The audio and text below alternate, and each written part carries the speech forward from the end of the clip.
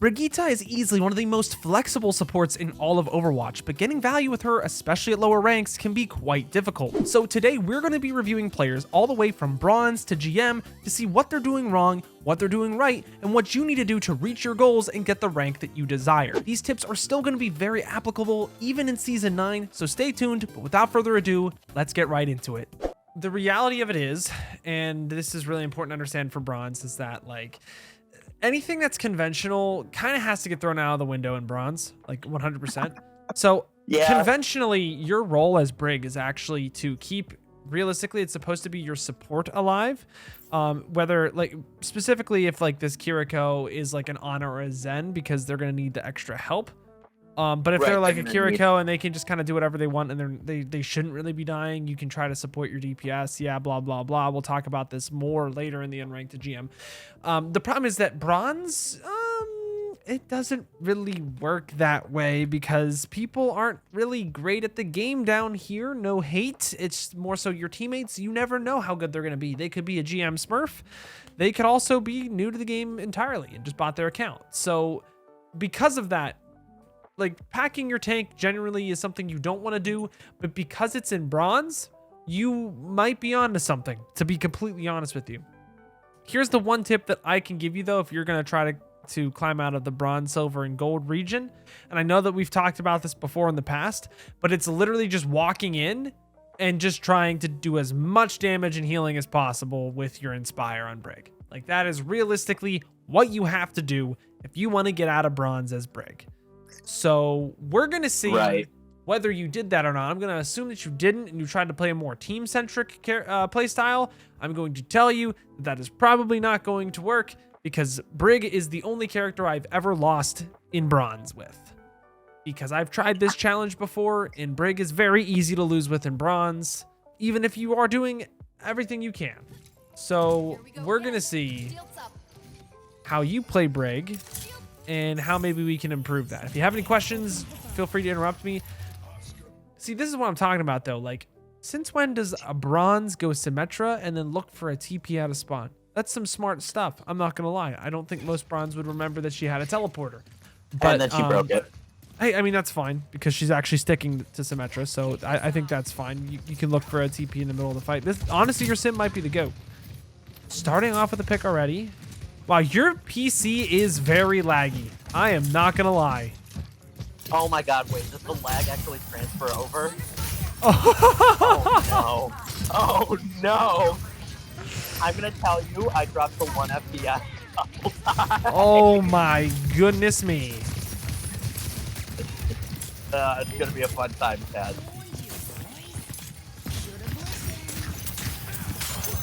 Okay, I like that you're being aggressive. I just wish I would have seen it faster. That's all. So wait, you got 1 FPS, did you just tell me? I hit 1 FPS a couple times when a bunch of ults were going off, yeah. Okay. Do you run all low settings? I run all low settings, yes. What are you gaming on? Are you gaming on a potato? Pretty much. I mean, this PC is... Let's see. I have it right here. Are you running on Windows 7? No, I think I'm on Windows 10. Okay. My graphics card is just absolute dog shit. And the one I got another one and it didn't work. It simplified my screen really wacky. You probably just need to get the drivers, dude. Eventually, probably when I have time and money. Okay. I'll eventually upgrade it, which is kind of why I've fallen off of Overwatch, to be honest, because I can't play the game. Okay. But, when I do, maybe if the game's not completely dead, I'll come back. Well, you know what? I feel like this is a reasonable... Here's the thing. The craziest thing is I feel like this is the average Bronze experience is gaming on a potato. So honestly, I kind of want to keep going with this and see how can we carry on Brig when we're gaming on a potato. This is interesting. Make it a whole video. Gaming no, 100%. Gaming on a potato. How can we make it work? I think you're doing generally the right thing. Honestly, right here, I see no reason as for you to not just bash on this soldier and just start swinging on him. You should never do that in any rank higher than Bronze or Silver. But I think that this guy is just not going to be able to beam you down if you get close to him. I don't think he's going to be able to aim. then I think you should just go for it.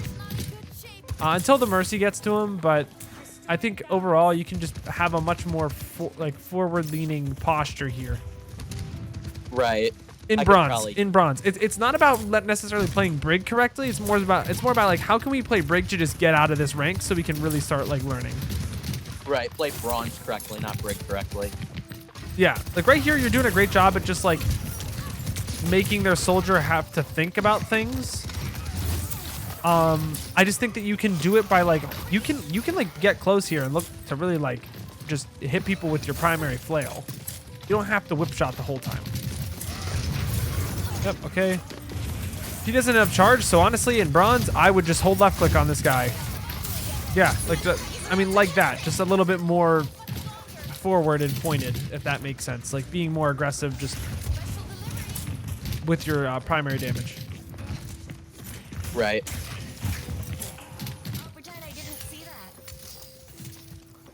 Overall, though, we are winning. We are winning this game for sure. Like, without a doubt. See, like, this is kind of like what I'm talking about. Like, you should just go up here, even just to get alt charge. And, like, hold these corners and pressure them as much as possible.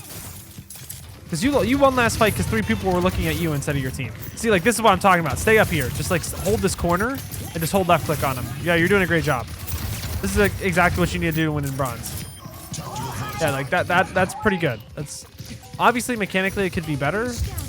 But, like, if you do that, you're going to get out of bronze, and that's what we're really trying to get. The main thing I'll say is, like, when you do play aggressive, it doesn't mean that you're playing reckless. You should still play around, like, walls and stuff so that you don't die. But overall, being aggressive like that, when we can see how that directly benefits, like, us winning this game. Does that make sense? Yeah.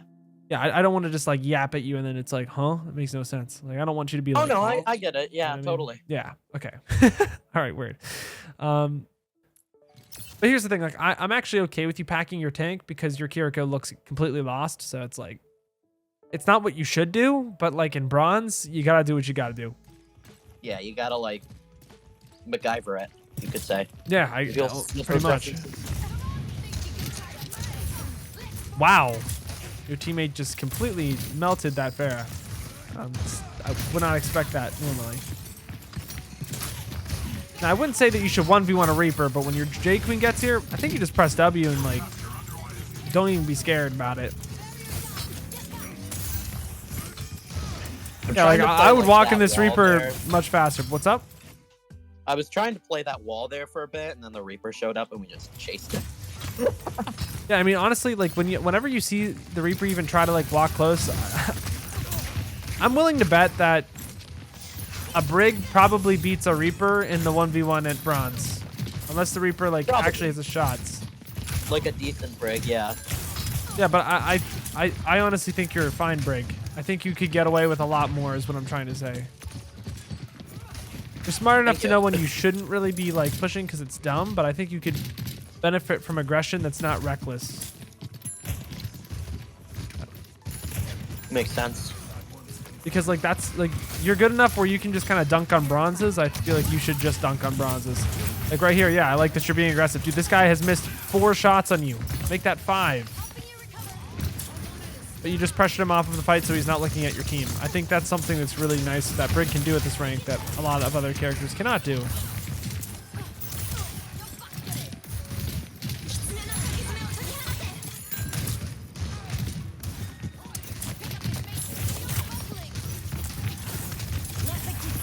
Dude, the 30 frames per second is... The fact that I can see it is wild. I think the game is making it better for you. I think I lag into well, like, in a couple minutes here. Okay. So, I mean, that's kind of what I'm dealing with.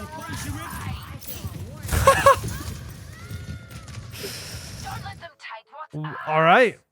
It is what it is. The other thing I would... Yeah, go ahead. That's when I dropped down to 1 and I just, like, pressed buttons. Yeah, no, 1 frame per second is... That's a slideshow presentation. That is a slideshow presentation for Overwatch. The other thing I'm gonna say is like for this rank, I think whip shot, like just whipping is good to generate inspire, but I think that in this rank, you can also think of whip shot as a way to like generate more damage for your combos. Like do a bash into a left click into a whip shot left click, and then you're doing like 200 damage. I think using your kit as a combo like maker would make your life a lot easier to pull off these like more damage when you're gonna actually be aggressive. Okay.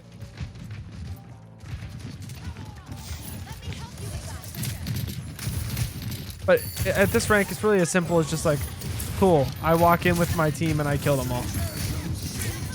Yeah, good dodge.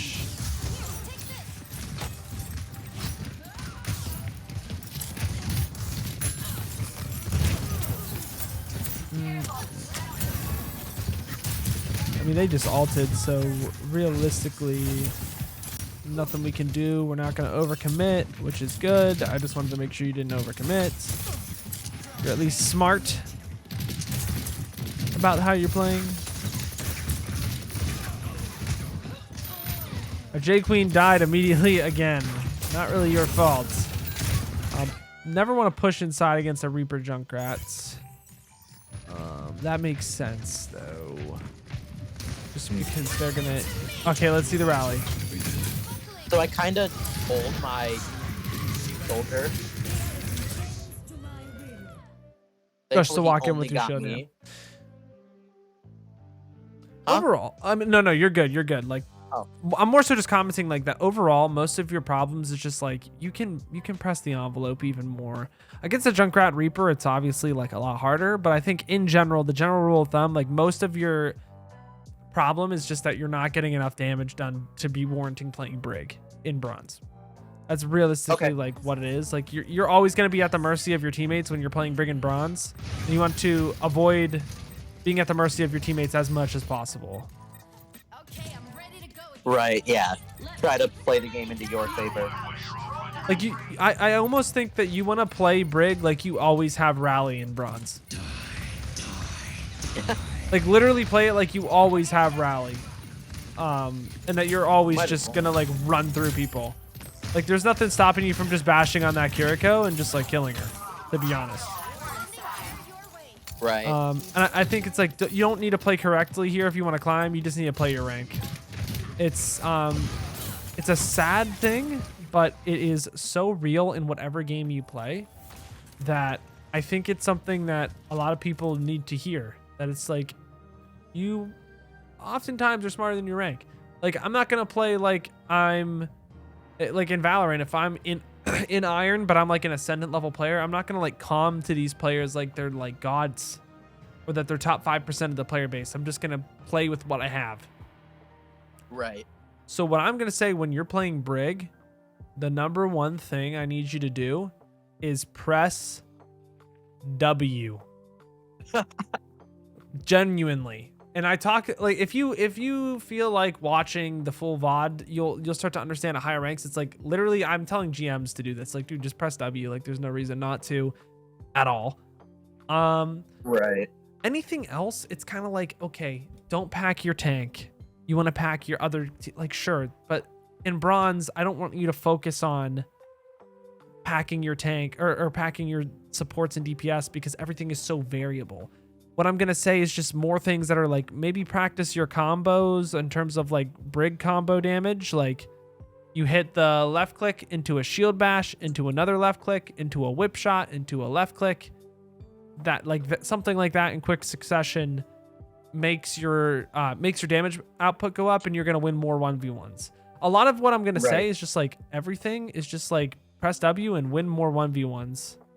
Because like if you win 1v1s in bronze, which is totally doable on any character, you're just going to carry the lobby. And if you can 1v1 every single player on the enemy team, then you're just going to win. Like that's how bronze works with Brig at least. Because if you like Inspire's great, but it doesn't like no one's stacked, so you're not really going to get a lot of value out of the Inspire. You're not going to get a lot of value out of the packs because people aren't going to be confident to take duels. You kind of just have to take it into your own hands. Yeah, yeah. that makes sense. And that goes for literally any character, especially on supports. You really just got to like do the damage and do it yourself. Because the more damage you do, then the less damage they're going to be doing to your team, because you're going to be killing people or taking pressure, which is what you did that first point. You just had 4 people looking at you before the fight even started, and then your team like cannot possibly lose. They would have to be playing with their toes, and they're going to be like pushing 30 if they're going to lose that.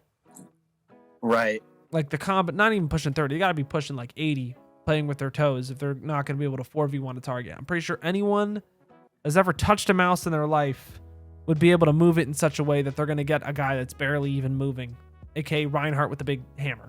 I think they're going to be able to do that. The last thing I would say is just like practice mechanics, whether it be through Vaxta, whether it be through like free-for-alls, just to get more confident whenever you find the time to get back into the game. If that's something you're looking to do, I think that's just a great way to warm up. But overall, dude, I think you're a smart player. I think you just need to like get through bronze, silver, and gold, and then you're really going to start like learning and challenging yourself.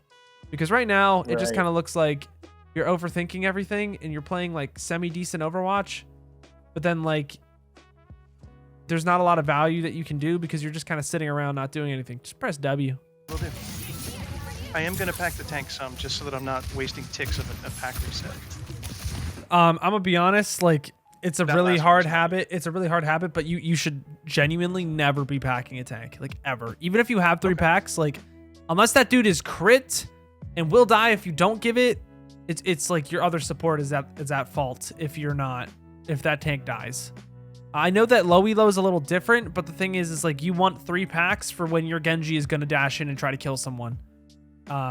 As opposed to the Orisa that she will just never die in general.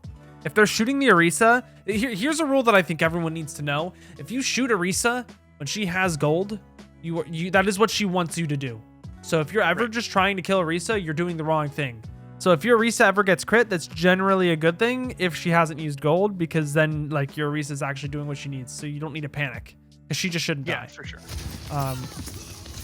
Like right here, this is one of those moments where it's just like, your team has better brawl. I know that's like not really something you should think about if you're a lower elo player, but from like an objective standpoint, like your team is better if you just walk on them. I think like immediately on Brig at this elo, they're not really going to punish you. You can just walk forward and start getting pressure, building up Inspire, and trying to get your rally, because that's how you carry. Sitting back and kind of being like, oh, I don't know, it's going to hurt you in the long run of this game. You've seen me. I always start out sitting back a little bit. But I mean, once we change that forward. play style, we're going to be a lot better, and we're going to get more done. For sure. See, like a pack like that is much more beneficial because it's actually going to allow him to stay in.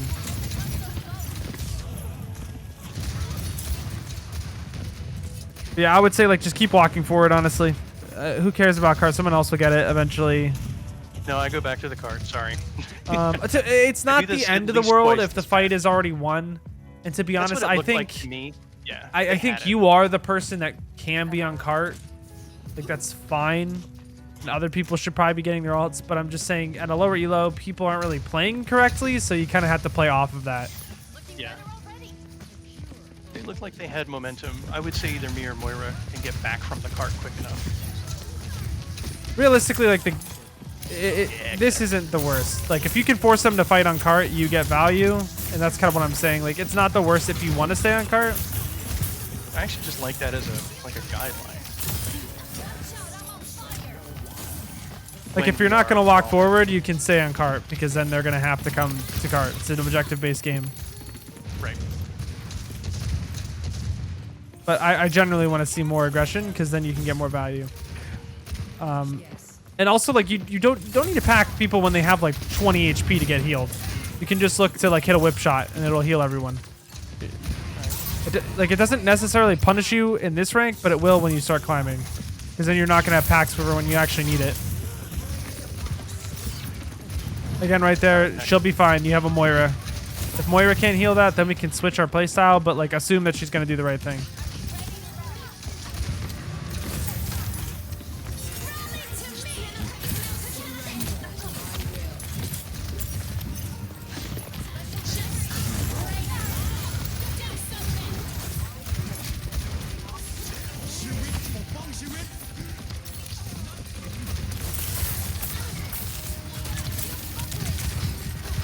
in general, we'll let this fight come out or play out.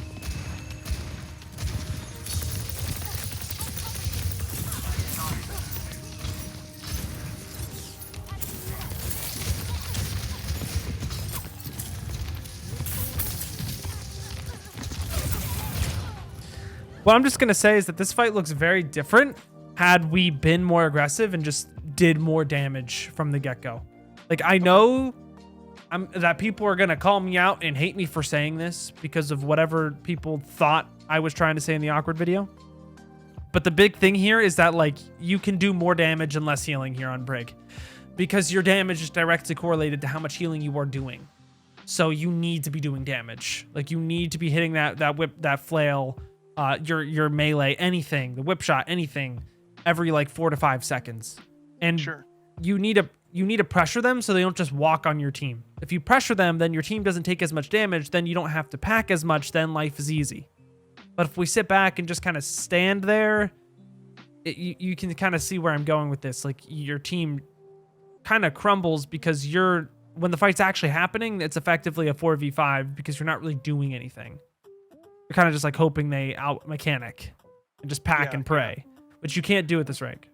Yeah, I was kind of hoping to see a mistake on the other team, but they were staying behind their monkey pretty well at this point here. And I've had mixed results, specifically at this turn on Second Point Dorado, where I've been very aggressive and had amazing results earlier in Overwatch 2's lifetime, when people were a little more surprised to see supports willing to go do damage. I don't understand why that's true when Brig already existed, but there you go.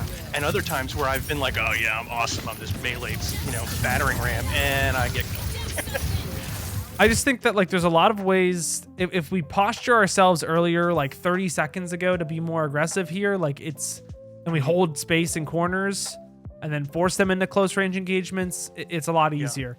Obviously, like, if they're all the way back here and you're all the way over here, like, don't just run at them. But I think you know that. It's just that you're scared to, like, look around the environment and see how you can get the objective of, I need to, like, walk on them and start pressuring. Because if you pressure them, they're not going to kill your team. They're not going to. They're not good enough. And that's just how it is at this rank. Like, if you pressure people, they're not going to be able to react. The Pharah definitely makes your life hell, to be honest. Yeah, a little bit. But I got her. Yeah, I mean, that right there, though, is kind of a testament to just, like, be more aggressive. In no world should you ever be able to kill a Pharah on Brig, but when you take the initiative and walk forward, you just do it, like, with ease. Imagine characters that are actually, like, easy to, like, walk on. Like, if the Ashe is on low ground, like, you're going to get that kill all the time, or at least force out resources. Yeah, well, with her not overhead, I think I do take a more aggressive stance here soon. They'd already been pushed back, so it's not here. It might be soon. I don't remember. But you're right, I'm definitely playing a little timid still. Because my experiences towards the end of playing Brig a bunch last year, 13, 14 months ago, it was definitely that I would just get into this mode of feeding, where I was being, like, aggressive at the wrong times or something, and then I should maybe dedicate a little more time to see what that looks like now with a year's worth of game experience.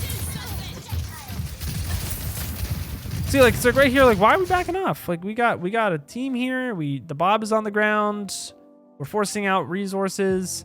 Obviously, don't, like, hard int, but we're rallied right now. Like, we shouldn't die. We should be aggressive. We should try to press something of value. The thing with Brig is, like, yes, like, generally, like, a passive play style, like a passive aggressive play style where you're more on, like, the back end is fine, but in silver, in bronze, and gold, like, you just don't get that opportunity. And that's why she kind of sucks at this rank, but you have to compensate and be more aggressive because of it. You try to see what you can get away with. Yeah. Pharah just makes it nearly impossible for you, though, and it's like, still almost got her again.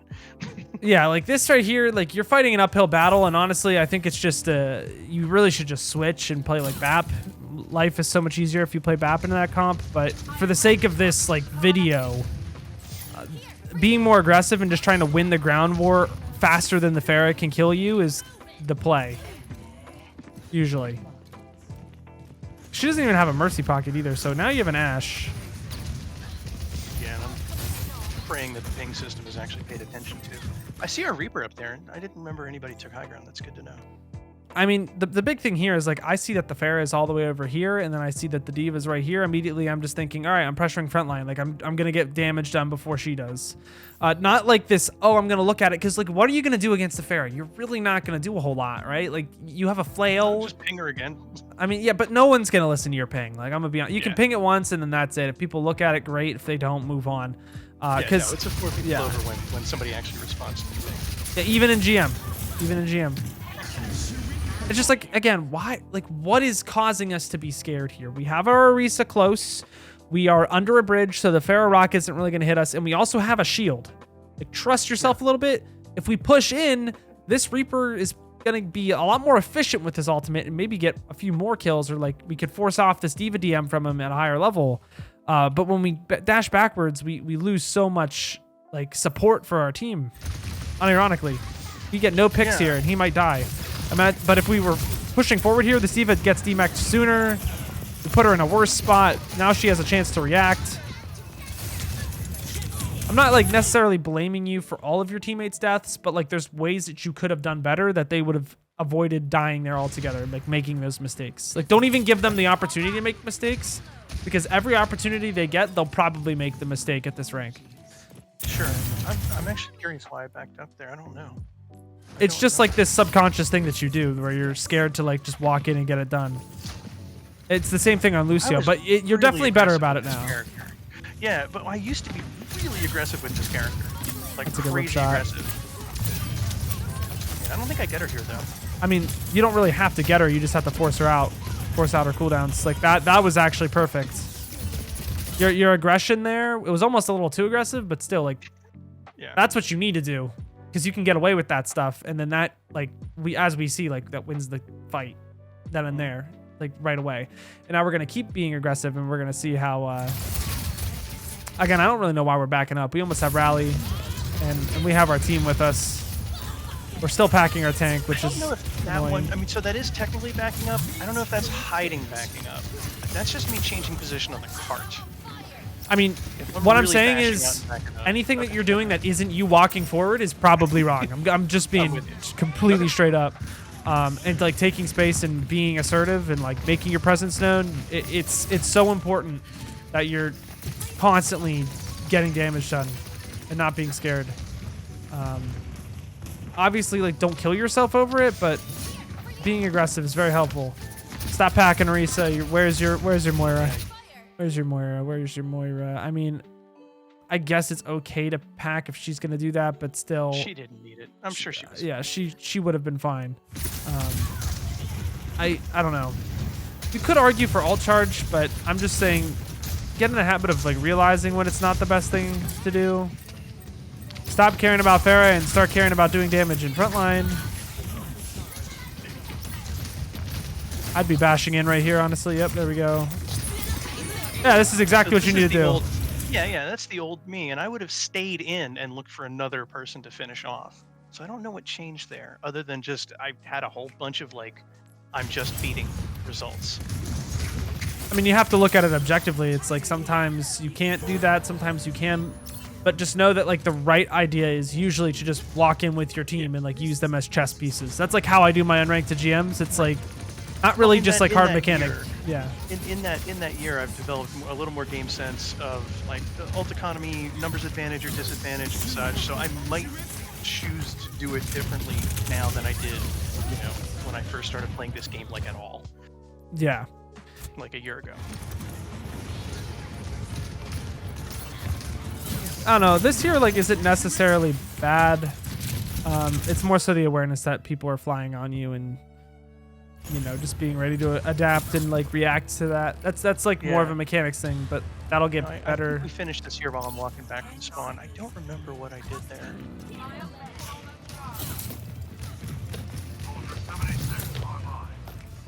Yeah.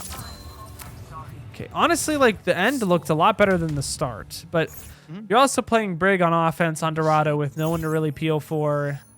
It's into a fair. And the one thing I would want to peel is in the sky. Yeah. Yeah. That was not lost on me. I'm more so saying like your Moira is self-sufficient. Your Reaper is pretty self-sufficient. I mean, you had an Ashe at the late game, but before you had a Genji, like you'd be packing Genji. That's like about it. Yeah. to be completely honest. Like, that is really about all you have. It's definitely hard to make Brig work, but we're not doing terribly. We just need to be a little more aggressive if we're gonna force the Brig. And that's like the problem with a lot of players. A lot of like stuff on YouTube, they assume that Brig is only a defensive character. In Overwatch 1, that wasn't the case. Overwatch 2, you could argue it's a little more the case, but still, she should be pressing W to get that Inspire up when it's the right time. I think I hold this corner a little bit at some point soon. Yeah, I just wish that you would have been this far forward from the start, and you would have been pressuring from the start. Because, like, you're looking for a Pharah right now. My guy, what are you going to do? Nothing. Oh. Well, not even I'm going to do something. Like, we got to use our brain here. Like, one whip shot is, like, what, 45 maybe damage? I don't know the exact number. It went up. It went up to, like, 60 or 70 briefly. Still, you don't get 3 of those. You only get 1 of those, and no one else is shooting her. So your job is to, like, walk forward and make it so that this Orisa never even has to get to this position, and that you would have been already, like, 40% ult charge if we were just more aggressive sooner. Because then all of that Inspire healing is gone, all of that pressure, the damage they would have taken is gone. Just by being more more upfront in the fight, like, doubles to triples your value. Yeah. I mean, you guys even found a pick with your tank down, so being more present is good. Hold this cart. Yeah, and I mean, this is what you should be doing, like being upfront, more of a pressure. I mean, you don't have to hard int right now because you're down your tank, but just holding this space is much more effective than looking in the back line when there's nothing to really look for. All right, well, now your tank's back. Probably not for long. I'm okay with this pack because I don't know where your Moira is. She's dead. She died. Yeah. She got remixed. I just wish I would have seen that, what we were doing, being more aggressive immediately from the start when you had the Orisa, so that, like, you weren't the target ever. You were just supplying the push. Because then you would have had Rally, and then that's a different fight entirely. Because Rally is still incredibly strong. They just Lifeweaver ulted. If we get our Rally, we probably win this fight. But we will see. Oh, we have our Ramatra now. No one touches. Wow. That's annoying. Yeah, I was a little pissed about that. I mean, I can't get too... Well, we had the depth to give them in terms of our, because we touched all 3, and the next, they get progressively easier to defend. So I wasn't terribly worried. I had a little bit of concern that I was going to be trying to defend second point Dorado with something that might not be useful on high ground. But I think we got it done. Why do we use Rally? I want to know your idea here. Oh, I don't remember at all. Because based on the numbers, I mean, we had a numbers advantage. We probably didn't need it. If we're feeling the fight was already won, maybe I hadn't noticed that. Fight was already lost once the objective gets to second point. Definitely shouldn't use the Rally here, is my idea. Right. But I think that we wouldn't even have made that mistake with Rally if we had it sooner. If we were being more aggressive from the start. Sure. And I think that's a symptom of the problem that we've already highlighted here. And wow, they are using ults. This is great for us. Fight is lost. Get out. Oh, maybe find a pick actually on this Diva. Yep. Yeah, we should have walked. We should have walked on the Diva probably. Yeah, I probably just would have walked because it's on the way out. It's on the way out is my thoughts. Yeah, everyone's gonna get stuck there. Yeah, I think I see like really what the problems are. And they're all like intertwined. Oh, I forgot about this. This is delightful. So Bash doesn't stop remech anymore. No. Or if you do it too late, I guess. It doesn't stun. It doesn't stun, so it doesn't stop. It gets better. I whip shot her and it still remechs on me the next time she ults. I'd forgotten about this. I knew there was something embarrassing. Honestly, right here, my problem is when the Bob is going behind you, what do you think you should do? Well, I would want to rotate to cover, but I'm sure there's a more interesting answer here. Go ahead. Well, where are the cover points for you? Good ones way behind me, or all the way out front in their team. And what have we been talking about this entire time? Being more aggressive. And when we So you have a think I should- pick and our Moira is calling, should we run away? No, not really. We had a pick on someone right here and we see that the Ashe is low. Walk in. Be aggressive. Finish him off. There's nothing to be scared of. You have 250 health in front of you as a shield, and then an extra 200 with some armor in it. And then you also have a support that'll maybe heal you a little bit. And then you also have Inspire, which heals yourself. Like, see, you're a lot more tankier than you realize. You just can't do it right away. You need to, like, bait a little bit, like, posture yourself aggressively. And then the moment that the fight can start to, like, look your way, you start, like, really just running forward here. Like, if the Bob is going all the way in your back line, just walk into them. So now the Bob doesn't get value. That's like a typical thing people do. Recognize the advantage and opportunity. Yes, I mean, that's really what we are talking about. I'm just trying to dumb it down because in lower ranks, every single second of the game is an opportunity because people don't know what's going on. They don't know what to do when pressure hits them. So if you just are always the one that pressures first, you always have the advantage in this rank. If you just press WM1 and just like hit a body shot on Brig, which is like not hard to do, at least in my opinion, you can just, and you've hit like every whip shot, so I don't think it's hard for you either. It's just like when you walk in and you are aggressive, you will be fine. Okay. Because, I mean, if we look at this from like maybe just a third person point of view too. But yeah, what's your question?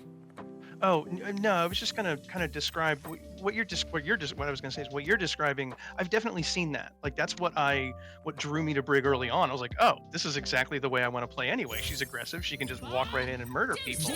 And then I hit some kind of curve where the low ranked people started understanding that they could punish that. And or again, also just newer player, newer game sense, didn't know when to not do that. So if I just need to force myself to trust that aggression again and apply what I've learned since then, that I could maybe get better results than I used to. Yeah. The other thing is that you have to realize when it's time to push and when it's time not to. I'm saying you should always be posturing yourself aggressively and forward and looking for that opportunity to walk in, not just like walk in right away. That is a very different thing. It's like being aggressive is different than being reckless. You don't want to be reckless. But I mean, I've definitely done it at a reckless level as well, for sure. Yeah, and a lot of people do struggle with that. That would be tricky for me. I don't know that I would ever want to turn my back on a Bob. That sounds dangerous to me. Okay, well, let's look at this from a third-person point of view. Yeah. So, right here, your Moira calls. The Mei is dead, so we have an advantage. It's 5v4. When Bob goes in, what is the enemy team going to want to do? I would assume they would want to walk behind him. They'd want to walk right through with him. Yeah. But if you deny that and you force them to walk back, you cut off the LOS of Bob entirely. And then you get to fight in a spot, and they're like, oh shit, I wasn't expecting them to just run right through. But the thing is, the reason you can do that is because you had Cole already. You have already been doing damage. The Mei is dead. Like, we have the advantage. We don't have to give a shit about Bob. We can just run in. There's no reason to be scared of Bob. And also, Bob is not going to melt you incredibly fast. Like, if you bash forward, you have time. He takes a little bit until he really starts, like, beaming somebody. Okay. And you also have a shield. Like, your shield management is not terrible. You have a shield. You can trust yourself a little bit to give yourself the space that you need. Well, I'll put that next to trust yourself more. In fact, I will combine them. There we go. Yeah, and like Bob is scary in bronze because people stand around and do nothing, but Bob is not really that scary unless you sit around and don't make a decision. And usually, like, walking backwards isn't a good play because they're going to set the Bob up in a spot where if you do try to run back, you're still going to be in his LOS. Or you're going to be in a really tight spot, which is where you got forced into, which is why the D.Va got the mech. They didn't really mean to do that, but it happened. And the other thing is, like, this D.Va is looking to bomb behind you guys. Just run in, and then what is she going to do? Yeah. Bash doesn't do that anymore, which is honestly probably pretty good for the game. I think that's good for the game. Stun as an ability with Bash was a little bit corny, I won't lie. Oh, I don't mind it not having a stun. I was hoping the knockback would just keep that away from me or interrupt. Nah. Once she starts the animation, she's gonna stay still. There's like a really small window that you can knock her out of it, and I just wasn't in that, which is a bummer. I don't think you ever need a flank on Brig. I think you really just need to have that frontline pressure from the get-go. Which it worked out for you because your DPS did like a lot of damage and you can just finish off. But it's like we have 2 picks. I don't mind that we're taking a back step, but at the same time, it's like lower elo. We can get away with being a little aggressive and then using our shield bash to get back. That's the other thing. Like you have shield bash to get back. You have crazy mobility to get back into cover. Yeah. You never really are using bash aggressively anymore, unless you're doing like a damage combo, because it doesn't stun. But again, right here, it's like we have picks. They're on the back burner. Like, why don't we just run in and start like being a pseudo tank here?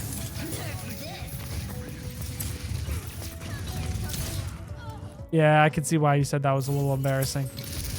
That actually, the whip shot might have done it, but I guess I just didn't get it pressed in time.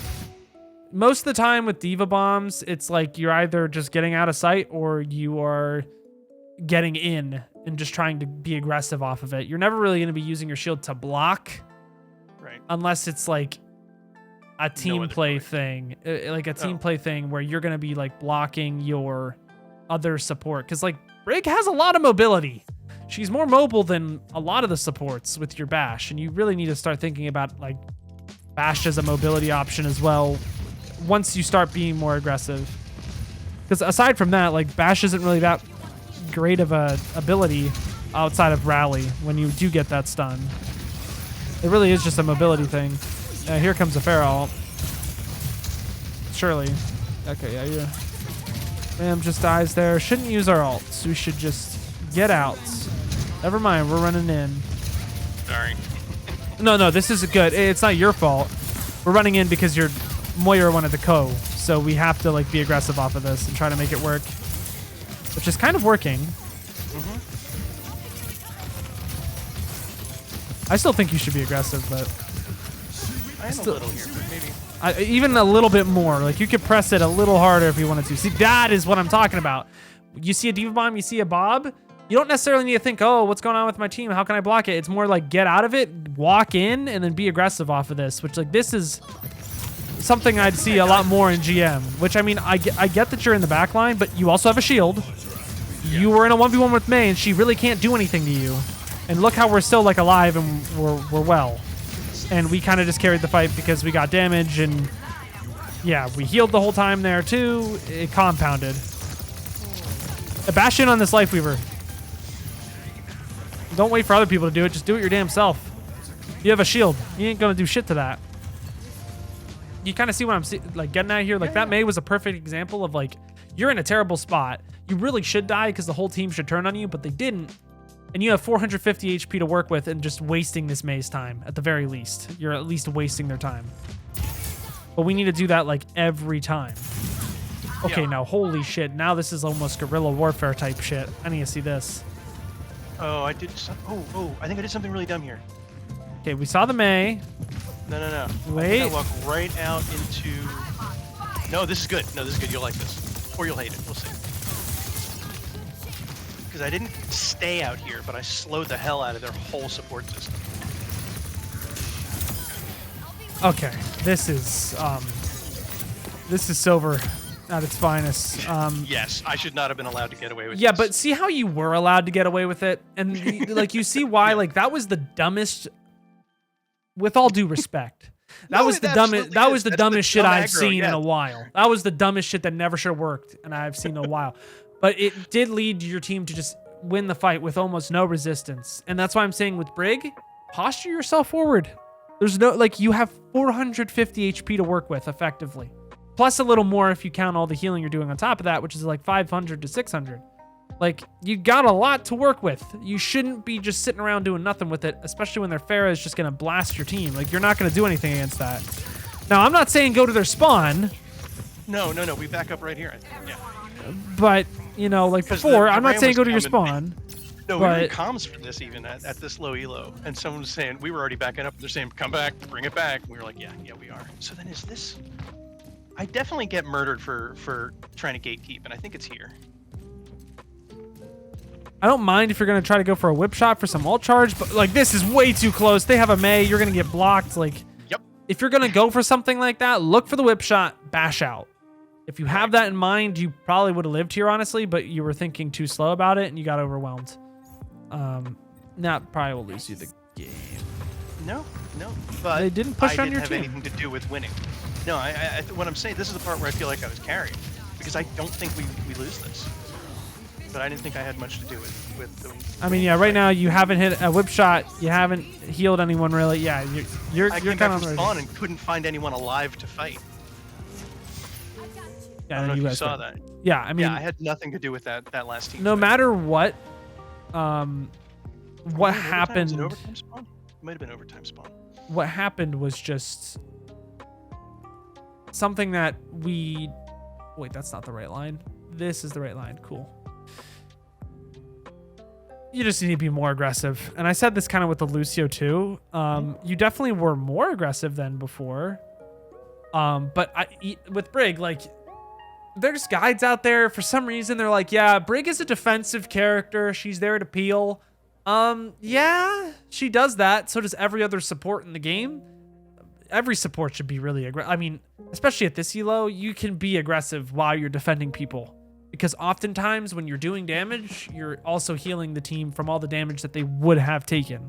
Because now they don't take it. It's damage mitigated. But they used that for tank, which makes my life more difficult to explain this stuff. But still, in almost every comp Brig is played in, she's played aggressively. Like, she peels for her team and then she plays aggressively to give her team space so that it's like her flex support now has an easier angle to get shit done.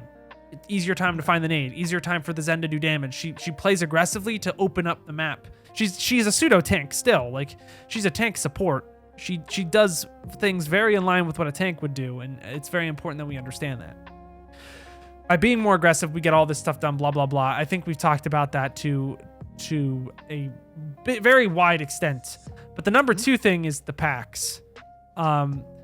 I think packs should be the second thing you think about. Obviously, why I'm putting it number two. Reason why is that when we're more aggressive, we're not really going to be thinking about packing. But this is good because right now we're packing things that don't need healing. And by being more aggressive, we have Inspire uptime that goes up. So we'll be just passively healing people more. So we don't even really need to pack as much. So my hope is that if we can fix this aggro problem, we can also fix a little bit of the pack problem and it's easier to work with. But the next thing is, like, if you fix the aggro and you're playing more forward, making sure that we're packing people that actually need heals, not needing like 10 heals, need it like 75 plus, where the pack's going to get the full effectiveness and not on a tank is the main idea that I'm getting out of this. Does that make sense? Yeah. That logic, I get that. yeah. It should. Assuming that more of the teammates will do what they should be doing, having those packs available should mean that it enables them to do their aggressive and risky plays, and even, when crit, they'll get packed, so they'll recognize that they're getting heals, which will hopefully reward them for the aggressive play, and they'll get away with more of them. So that and should I'm lead not saying to- that you shouldn't pack a tank all the time. Like, you really shouldn't. But in this elo, I'm not saying you shouldn't, because sometimes your other support will be terrible. That's normal. Just you should give your teammate the benefit of the doubt. And then if you realize that the tank is just kind of dying because there's no heals going to him, then we can switch our play style. But if we're more aggressive, we're going to be healing more de facto. We're going to be doing more damage. We're going to have more space. Game's going to look better. It's going to look easier. Yeah, there were a few. yeah. There were definitely a few moments in there, I think, where their tank was critical. I had the pack available. I just wasn't in line of sight with them, like different sides of the card or something stupid like that, for sure. Yeah, but at the end of the day, like, this is what you need to focus That's on number first, and don't even Yeah, think okay. about packs until this is done. And to be honest, like, the last thing, usually I'd say Vaxta. If you're really gonna like hard grind Brig, there's a Brig code. I need to look up what that is. I'm sure it'll be in the description of the big VOD. But the Brig code is nice to practice like whip shots, whipping like Winstons and stuff. But this is more for like once you go up in the ranks, and we're talking about like Masters, Diamond to Masters range, where this starts to get really helpful. So the big thing with Brig is that she does a really good job of keeping supports alive that don't really have a whole lot going for them to like keep themselves alive, or mobility, I should say. So characters that are like the Annas, the Zens, 100% Bap even sometimes. Having a Brig there is really helpful. Characters that Brig isn't super great with would be your Mercies, your Kirikos, your Moiras, because they already have things in their kit that they really shouldn't be dying. Same thing with a Lucio, although Brig Lucio was a comp at one point, but Brig's role in that has been since substituted with Kiriko because she's dumb and broken. So a lot of what comes down to Brig is keeping your other support alive. If that's not the issue, or if that isn't an issue, you can be a lot more aggressive, and then you're also looking to more specifically try to like enable DPS, which goes hand in hand, which is why you see Brig played a lot in like pro level play with like a Tracer or an Echo or a Genji, because you're going to be using your packs to really just insta heal them whenever they're going to be taking engagements. So realistically, when I look at your comp, that's kind of the Junkrat, I guess. When I look at their comp, there's really nothing that you have to stop necessarily. So it's kind of like, huh? The Brig pick is not the best here. I would probably just pick like a Bap or Nana and just try to decimate their team. But that's also just because of the rank that we're in too. I would say one last thing is that Brig is also really good at like stopping a tank from taking space and stopping a tank from doing things. Specifically, really good at stopping Junker Queen from hitting her axe. If she misses her axe swing, she is pretty damn useless. I'm not gonna lie. You pretty much just deny her from living and just doing a lot of her damage if you can whip shot the axe away. So that's like the only redeeming factor of playing Brig in this situation, is that you can whip shot the queen away, but you literally could just sleep it. You could anti it. You could shoot it with BAP at this rank. It wouldn't really matter. So we'll see kind of how you play it. And see like the small micro things you're doing wrong. But realistically, if you're trying to be like, oh man, like when do I play Brig? It's whether you're trying to keep your other support alive or you have a flanking DPS that needs that little extra help that a pack's going to really help them do, which is your Tracers, your Echoes, and your Genjis typically. Does that make sense? Yeah, it does. All right, well now less talking, more watching gameplay, because I know that's what people value anyways. But yeah, we'll see. Odd rotation from the boys. I don't know why they're all going that way. I've never seen that one before. That was a first today. But let's see here. Yeah, I kind of got Kiriko headshot. Damn. Life. Holy shit, you died immediately. So here's the thing. I understand that Brig is kind of like a pseudo support tank, but you never want to be the first one in contact with the enemy. In the regard of you're walking into the Jade Queen on the front line. You're not Reinhardt. You're Brig. You want to still play off of the space that your tank is making, and you're going to supplement it if you're going to try to play aggressive. I do like that you're playing aggressive at this rank. I think you could just dial it back a little bit. And then also the thing that we said, realizing, oh shoot, they have a Junker Queen, using the whip shot as a way to stop her from axing, not just, oh, I'm just going to hit a whip shot because I have to. Yeah, right here, it's just positional. Just make sure that you're behind your tank. Oh, wait, you get rezzed. Interesting. Let's see it. Okay. Got a little bit of a res coming in here. I don't think you need to go backwards. I think you can be aggressive on Brig, but just it's almost like you're playing chess. You're using them, your teammates, as a way to bolster your value. It's something I try to teach a lot in like my unranked to GMs. Yeah, you could have packed Mercy there, but and now you kind of have. Dude, what's your DPI in Sens? I think it's still like, I think it's 60 or 70 about. I think. Wait, this is console, right? Yeah, console, Okay, and then okay. I have the shield one. I think it's at 110 of whatever. I would try to keep it set. as consistent as possible because it does not look like you can control it right now. I'm gonna keep it a stack, and I mean no disrespect. Yeah. I would just try to keep it uniform and consistent as much as you can. Lucky, or making it higher since you don't really need to aim as much. But that fight was weird just from the start.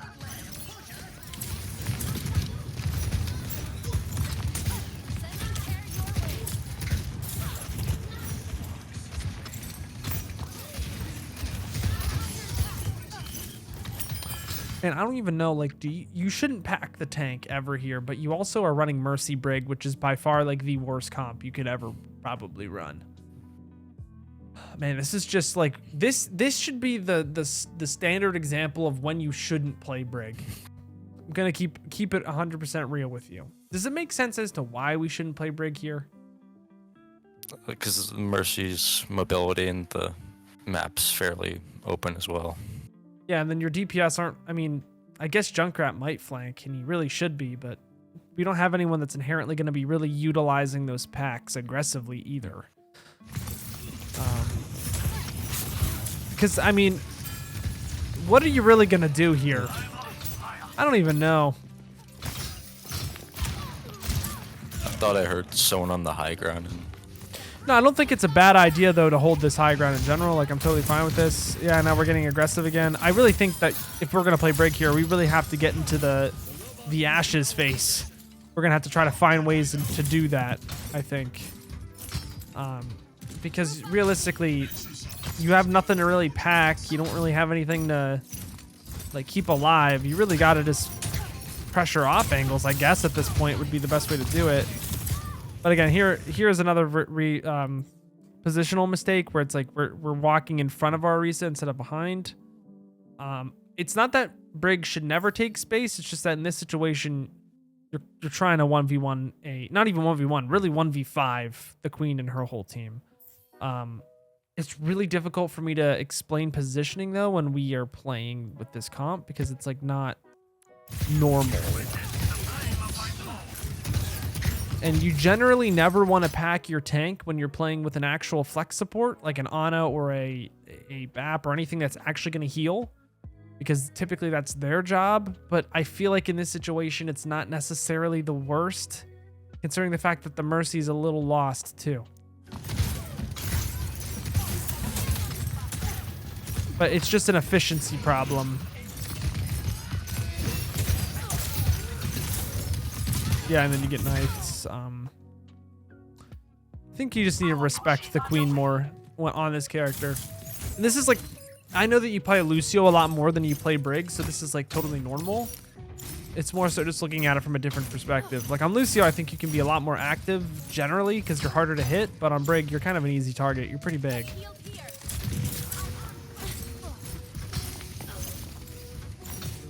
Yeah, I would bash on that sim. There we go. I would just want to see it a little faster.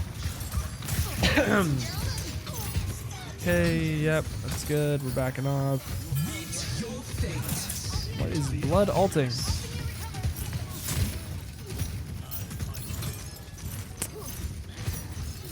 All right, now they're on Mercy. What in the what?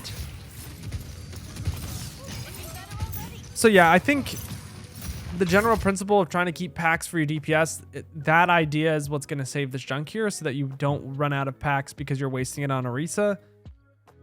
That's generally like those situations where it's like an oh shit moment are a lot more threatening to DPS because they have a lower health pool, whereas you have a lot more time to react with the Orisa. I'm going to be honest though, like just from the hero select screen, you're at a disadvantage. Like, probably the biggest disadvantage possible. Not a bad rally, you just need to use your shield a little bit better. That's more of a comfortability issue. Okay, I'm ready to go again. Like, this is probably going to be the worst comp we see in all of the unranked to GM. I'm just going to keep it a stack. It's pretty terrible. Sending care your way. That's just a comfortability issue.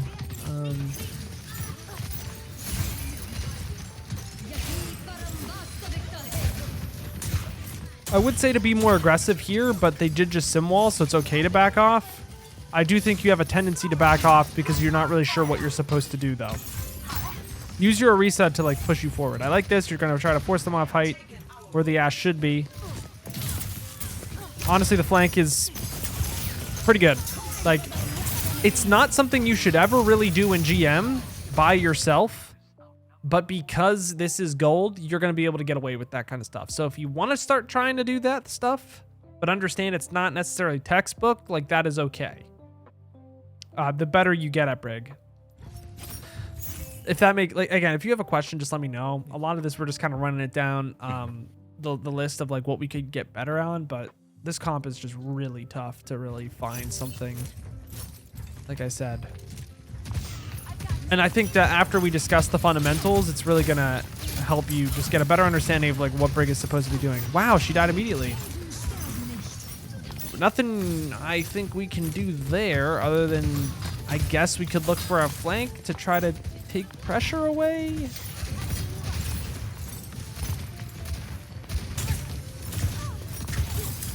Okay, yep. Well, at least we're backing off. I don't know why we're going back in.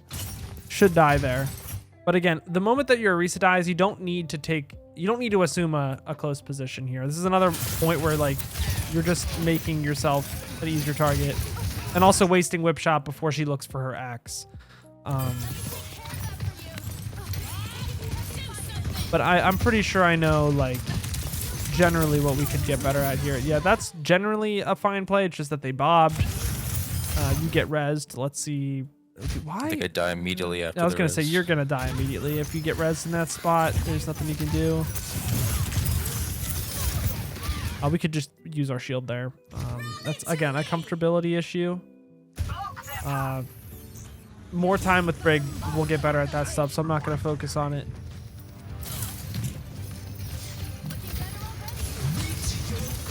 Double packing Orisa, not my favorite idea.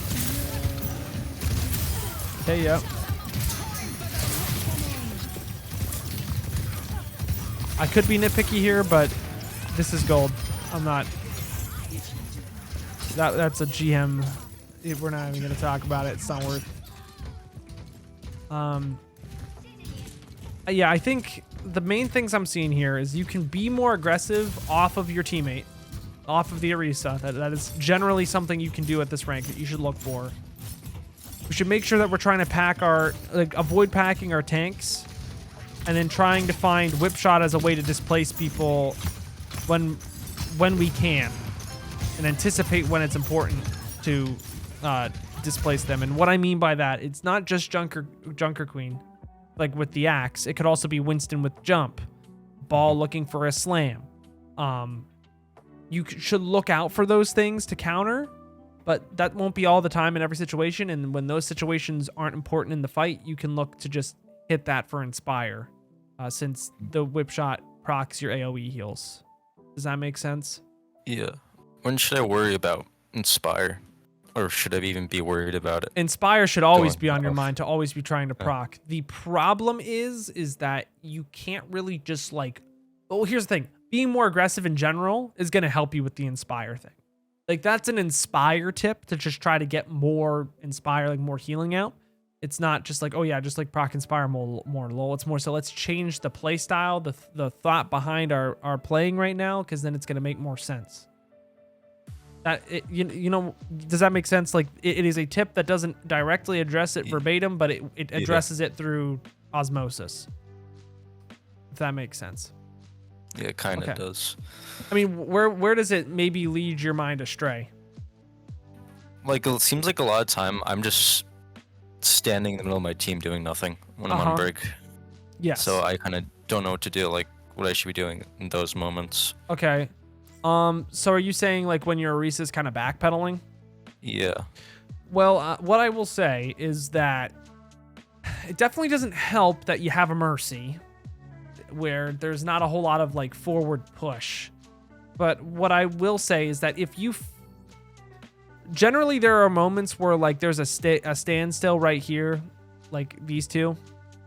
Let's just say, okay, pause. That looked a little different. There's like a standstill right here between two tanks. Like, this is a moment where like they're not just like exactly walking in, but your team isn't either. I feel like this is a moment where like if you're with your Orisa, like you could push a little bit. You could try to swing and hit a few mace hits. Because here's the thing. Most of the time you default to in these positions to just running back and being scared. which, I mean, obviously that's going to depend on the comp, whether you should do that or not. But in this rank, you should almost always be looking to be aggressive, to do more damage, to get some more stuff done, if that makes sense. It does. Brig is a character, though, that there will be times where you're just kind of like, what do I do? That's a common thing with Brig, depending on the comp that you're playing Brig in. And this right here, it's just kind of like, yeah, what really do you do? I think you just switch off, I'm gonna be honest. It comes down to the like fundamental understanding of the character. It's like if you're not doing what Brig does, which is like either keep a support alive or like really amplify someone else, like that's gonna go on a flank, maybe a soldier, like a DPS, and like making sure you know where they are. If we're not doing that, like it's gonna be very difficult to make things work. And I think if you're really interested, the best thing for you to do would be watching other of the other Brig VOD reviews, because I think their games do a much better job of explaining what Brig should be doing in a good situation, whereas this one is like, what do you do on Brig in a bad situation, which is just, I would say, be more aggressive and like look for really specific stuff, like niche things. But yeah, if you have more questions, do let me know. If it were me trying to win this game, realistically, I probably would just cut my losses and just try to flank and kill this Ashe all game. But I don't think that's gonna benefit you if I'm just like, yeah, bro, just do that. Because I don't think you need to. And I think it's better to derive a better understanding of Brig in general. This isn't necessarily like teaching you how to play Brig to win in this situation. It's more so like teaching you the optimal way to play Brig that will win you most situations. Assuming that you're a gold level player. And you're not like awkward with crazy aim. Yeah, I take the bot by myself and I kind of just get jumped by everyone. I'm not against the bot thing. I just think it's like whenever they start looking at you, you have to have a plan for escape, which would probably be like back here. To be honest, though, this game is just in shambles. Who knows what the hell's going on? Okay, you have a Kiriko now, so you don't have to pack your tank anymore. This is starting to look up. This is winnable. Doesn't look like you guys actually win though, so we'll see about that. But this is winnable now that you actually have a support that's, you know, not Mercy. I like that you try to use your shield for mobility. I don't like that you wait so long to do it. You can use your bash for mobility. You should feel okay doing that. Right here, the fight's lost. You back up. Better than 90% of gold players.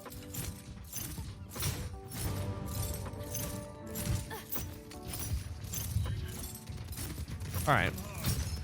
They've got ults. Your team doesn't. You have Bastion though. Wait, this comp has gotten a lot better against the J Queen though.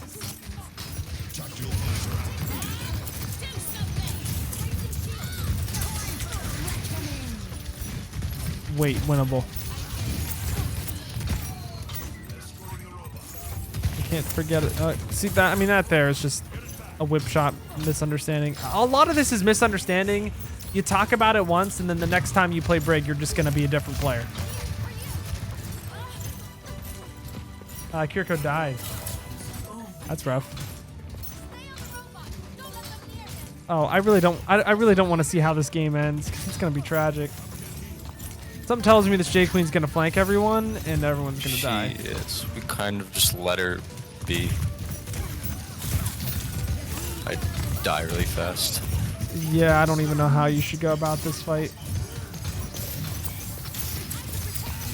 I'm a little lost. Because, like, what are you supposed to do with the bot? You kind of have to stand on it. It's a shitty position to be in. But, I mean, shitty position or not, I think we both kind of understand very quickly the problems that we had. And I think this is still, even though it was a very short VOD, I think it's going to be very telling of, like, the most important things you really have to think about when we're... Ooh, that's weird. When we're playing Brig. So the number one... And if you have any questions afterwards, please let me know. The number one thing that I'm really going to be saying is Brig for you is just kind of understanding when do I pick her. And that's understanding her duties, like her role. Understanding your role, I think, on Brig is super important. And main support just in general, because main support is not as like hard carry heavy as flex support is, because there's not as much aim that's involved here. So there's less like just hands diffing, as they call it in, well, a community that I'm playtesting with right now. Everyone's just like, yo, hands diff, hands diff. Like, all right, word, cool, bro. Rambling aside, the number one thing is like, do I need to help my support get to a better position, keep them alive against a dive? Because even if you're not keeping your support alive against a dive, sometimes it's about like helping your Ana get to like almost an off angle on a high ground that would be dangerous if she did it alone. But because she has a Brig, they have to think twice before they engage on her.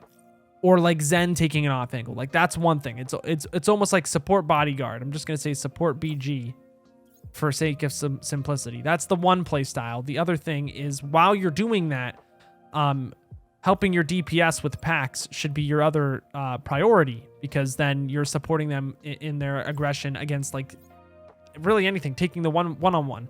Because if you think about it, if you have 2 packs in reserve for a DPS to be aggressive and 1 pack in the reserve for a support, your DPS effectively has 350 HP in that one-on-one effectively, whereas your support then also has 275 HP. When you use your resources like that and you don't even care about the tank, your life, like, can you see how powerful that is and why Brig is actually really strong as a support, even though she doesn't have stun? Yeah. Like, you're giving your team instant effective HP when they're taking one-on-ones or when they're getting pressured. That's a big deal. It's a really big deal. And that's kind of what Brig is so good at, right? That's something that Lucio can't do. Lucio can't just be like across the map and be like, pew, pew, healing song, woo. No, they got to be like somewhat close. Brig can do that from range and also up close. Yeah, Brig is insane. There's a reason why people are so pissed that Brig exists. Especially when she was in GOATs. She was about like 500 times stronger than she was now. I just find that crazy. That is a statistic that she just used to be the GOAT. Literally. The number 2 thing that I would say, I really think the packs are super important to understand. I think that this game wasn't a good fundamental showing of how important packs are because you had a Mercy with you. Don't play with the Mercy. Just don't, like, from me to you, it kind of sucks because your hero pool right now, from what I've seen, is Lucio and Brig. So if someone picks Mercy, you're kind of screwed. You like really, yeah, you should never play with a Mercy player, like, ever. Like, wow, that's tough because your character pool does not help at all with that. So that's actually a conversation we should have another time. But when you do have an actual flex support, the packs, it kind of goes hand in hand with what we just said here. We don't want to be packing tanks. Like, do never pack a tank. These two things go hand in hand. But I think understanding the role is going to also help you with understanding like positioning as well. So that's why I said role first. Understand that, and then we can start understanding packs. Just now that you're new to the character, I really need you to not pack tanks, because that is a terrible habit that even GM players have built. And if you can avoid that habit, your life is much better. Trust me, I promise you, if you avoid packing your tanks, you will be a much better Brig player in the long run. The last thing I'll say isn't Vaxta. Wow, that's crazy. That's like totally not on brand with me. The last thing I'm going to say is whip shots. And this is mostly just in terms of like, yes, we want to get Inspire up, but that's also kind of like the role with like being more aggressive in general, just with your normal melee. You should also do that with whip shot, but you should also be cognizant of like, how can we double up the duty? In other words, like, how can I displace a tank? When the Winston jumps in, like, I'm going to try to whip shot him so he can't do that. Or maybe the Diva after her jets cool off and she can't fly anymore. The J Queen when she looks for an axe. The Ball when he slams. The Rhine after he pins. Stuff like that is really important to think about in terms of the displacement of whip shot. And because you're new... Pause. The thing is, this is very similar to Lucio's boop. Like, you're also going to use Lucio's boop to try to stop the Winston from jumping in. You're going to try to use the Lucio boop to stop the Junker Queen from swinging. So if anything, this tip really goes both ways. And I want you to focus on using the boop in terms of a utility base instead of just like, oh, here's some damage, or like, oh, here's inspire. That's important, don't get me wrong, but I think this is a concept that we haven't really worked into our fundamental understanding of those characters. And I don't know if I'm wrong in assuming that, but to me, it's what it seems like. Would I hold on to like whip or boop until they use it, or should I wait? Well, honestly, I would say you probably would want to hold on to that ability until they use theirs. Because here's the thing, right? If Junker Queen never uses her axe, that's really good for you. Like, that's a really important and powerful part of her kit that she needs to hit. If she never even tries to use it, like, sure. I mean, hold on to your boop then, because your boop is not as powerful as their axe. So if you do end up just holding it, you're still going up in that trade in value. If the Winston never jumps on high ground and tries to contest and he just sits on card all day, like, you know what? You're not really losing there. He's losing because he's not even getting to play his character the way he wants to. So honestly, I would say hold on to it, because most of the time the tanks are naturally just not going to care about the boop. They're just going to go in and try to make it work anyways. Like they're just going to try. They're not going to hold on to it the whole fight. But yeah, I would say when there are situations where you can hold it for something, you should try and hold it for something. I think that's actually a really good general principle to think about. It's not something I generally think about, but I think actually that's not terrible. That's not terrible at all. I was just wondering because the cooldowns are very short on those two abilities, like 4 seconds, 4 or 5 seconds. I mean, yeah, I would say like once you do whip shot the axe away, you probably could get away with another whip shot. Because here's the thing, if you whip shot the axe and stop it, you pretty much just gave your team a huge advantage to win that fight too. So, I mean, after that, you could probably use it again. That's fine. But I would say initially, you don't want to waste it. I think that is also a good point to bring up. Like, even if you do stop it once, I think that gives you the ability to use it again in the fight. But you want to wait until they try to use their thing first. Stop their big point of utility, and then you can pretty much do whatever you want. That one being, she's really good at keeping characters that don't have mobility alive. That is like her main idea. She's really good at bodyguarding. Typically, This is like your Zens, your Annas, sometimes your Baptistes. Not really your Mercies, because Mercy has, a fly. She doesn't really need any help. But you could almost say that, like, hey, if you want to off angle with a soldier here, like that's kind of your bodyguard. That's the person that you want to keep alive this match. That's her one thing. Her second thing is that she's really good at enabling DPS that want to flank or take angles, either with them or just through her packs in general. Like, her packs are incredibly strong. You can be really far away and you're just giving people a free 75 effective HP boost. So when you put this into, like when you conceptualize this, characters that are really good for packing would be like your Tracers, your Genjis, your Echoes are really good to pack, your Sombras even. If you keep 2 packs in reserve for your DPS and then 1 pack in reserve for your support, your DPS has 350 HP to work with, essentially, for a 1v1. And that's really where Brig shines in terms of a team perspective. If you're a really big team player, Brig and Lucio are really good team player supports because they amplify the team. However, you're in Platinum. It doesn't always work that way because sometimes people are a little dumb in Plat, as you probably are aware of. But I have my own dumb moments too. Yeah. Oh no, of course, and it's good that you realize that there's ways that you can improve, because that means you're already probably above like 65% of people in Plat.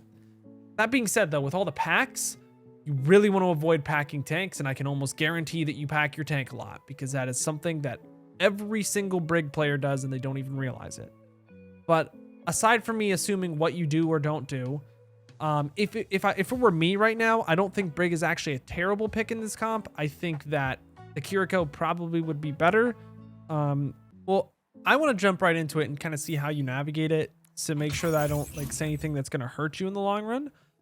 If you have any questions, please let me know. But yeah, sure. Let's just get right into this if you don't mind. Sure. The other thing I do want to mention is I was a Rhino TP for a long while. Super common for Brigs. Super common. So I totally understand that. So here's the thing. I don't love this if it was a higher elo.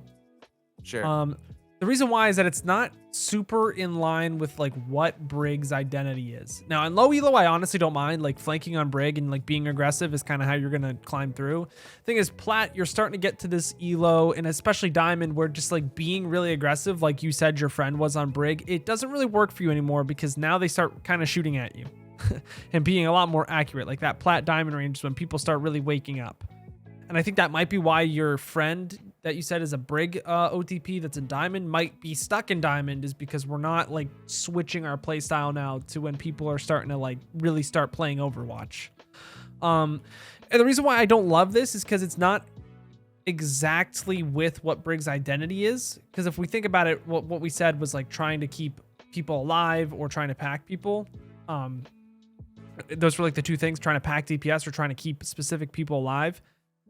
Inside that ideology of like, I want to keep people alive, is I also want to create space like that isn't as important for the main tank to take, but space that will help my hit scan, if I have hit scans, or like my Ana or my Zen, find more value. So Brig, because she has a shield, because she's like pretty much 450 HP, taking like high grounds or helping people like establish off angles, like your soldier, for example, is really powerful on Brig. If we can set the soldier up here and then maybe bash over and start pressuring them so that then they get forced out into the soldier's LOS, can you see how that like is almost like a chess match to make your soldier really effective, even if they're not really that great mechanically? Yes, for sure. As opposed to, I'm just going to flank down here. It doesn't really open up any space. Typically, people are going to be standing on this high ground, so it's really hard to get anything done on Brig. It's a different thought process here. Okay. Problem being you're in Plat and sometimes the soldier isn't really going to follow you, and this is evident by the soldier standing down here for some reason. Sure, and I did that because, again, I just wanted to proc Inspire like as quickly as I can, and then that's why I'm retreating back to my team. And then the other thing was, like that's what I tend to do on Carrico. Like on Carrico, I'm like, all right, I'm going under tunnel, because in Plat, they actually never look tunnel. It's weird. It's weird, man. I don't get it. I mean, they don't look tunnel because like, where are you really going to shoot from tunnel? Like realistically, everyone should be sitting on this high ground and no one should even be exposed to tunnel. Like it shouldn't even be a thing. Is another thing. The other thing is if you're proccing Inspire, that's only up for like, I don't know the exact seconds, but I'm pretty sure it's like 4 to 6. And you also have to be like close to your team for them to even get it. It's not like they get it through walls. I'm pretty sure you have to be within line of sight. So yes, proccing Inspire is important and you want to get that stat to be really high, but the way that you should do that when you're at this level of Brig is through fixing other parts of her kit. Because if you focus on it, you're going to lose out on a lot of like what Brig's identity really is. Like, yes, Inspire is super important at the highest levels. And like the best players are always thinking, how can I proc Inspire more? But they're also playing in a position where it like Inspire is actually useful, or that Inspire is really important for their team, or in a situation where proccing Inspire happens as a result of doing other things like peeling for your other support. There's a lot more that goes into, oh, let me just proc Inspire, that the players that say that it's important to do that aren't really telling you. So hopefully we'll get a better understanding of that. Like Brig, for example, is really good against like characters like Diva, Monkey, and Ball, because the whip shot stops their jump momentum, so they can't even get on your support. You pretty much destroy their whole jump, their engage, and it also procs Inspire. There's some compounding value there. It's not just like, oh, I'm whip shotting to get value for Inspire. But hopefully that'll make more sense as we go on here. Yep, that's fine. Like that whip shot there, that's good for Inspire if you really want to get it procced up, because your whole team's with you, and there's really not a whole lot you're going to be using whip shot here for anyway. But that's better because at least you're with your team. But that's not like something that's going to make or break whether you win at Platinum Elo on Brig, which I think is an important distinction to make.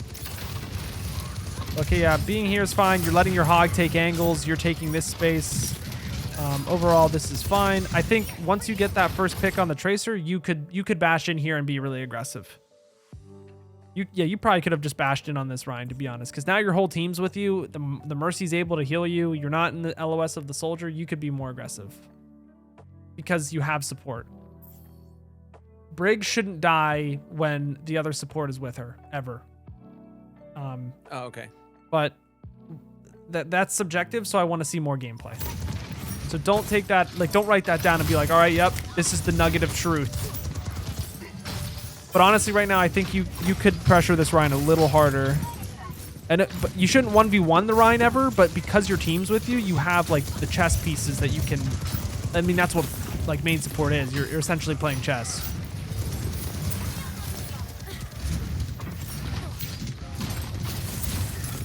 Yeah, I feel like there's no reason why you shouldn't just be swinging this Ryan the whole time.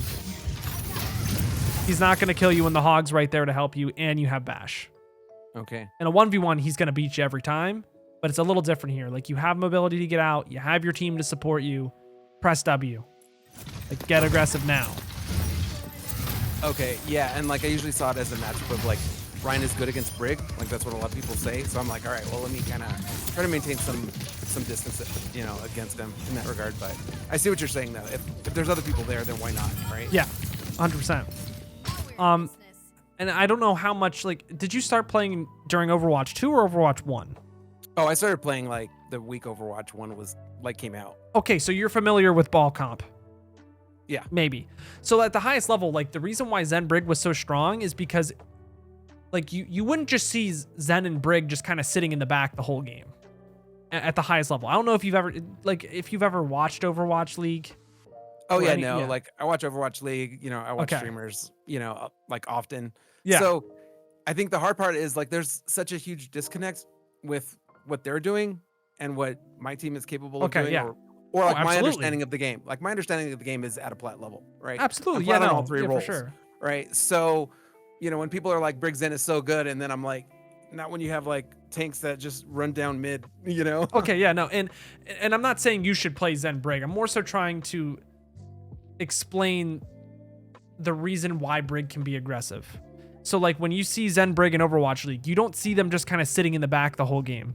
A lot of the time you see them trying to surround the enemy, and then once that condition is met, then the Brig is really aggressive, has Harmony Orb, and then the Zen is getting like 3 kills a fight.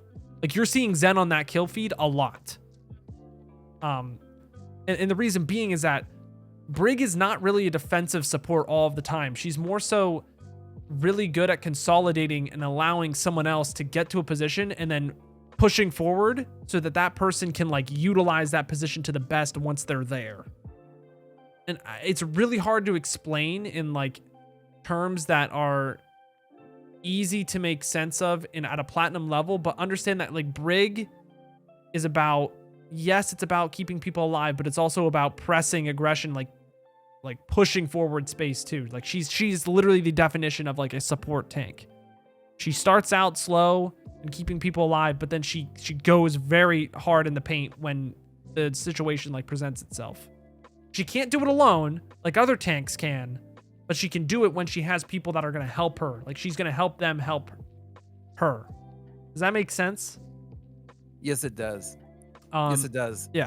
And I think maybe that's why sometimes, yeah, if I do see, you know, somebody that's actually very good at this hero in a much higher elo, they play more defensively, but again, everybody's playing, you know, with a better understanding of like what the team is trying to accomplish with what it has, right? But that doesn't mean that it doesn't mean that you personally can't achieve a higher understanding and like read a situation better. I'm not saying that like, you should have been able to do this. I'm just saying this situation with the Rhine, like this is one of those situations where your team, you've already gotten the advantage, you've gotten the pick. You can pressure this Rhine so this Rhine has like 5 million things to think about instead of he's just 1v1ing a Hog. Because in his mind, he thinks you're running away. He doesn't even have to worry about you. He's just worrying about the Hog. Now that you're swinging, like he's taking more damage. He really wants to try to kill you. Now that people are looking at the Brig, he's not shielding the Hog anymore. He's trying to pin you. He dies faster and there's less of an opportunity for maybe the supports or like the Tracer to find a pulse bomb.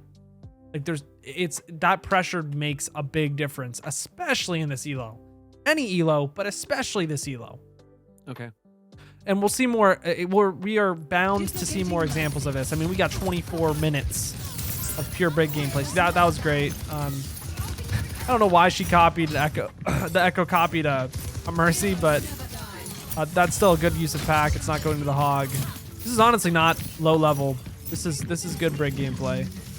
Some minor things here and there, but like I can definitely tell you played competitively before in another game. This is good.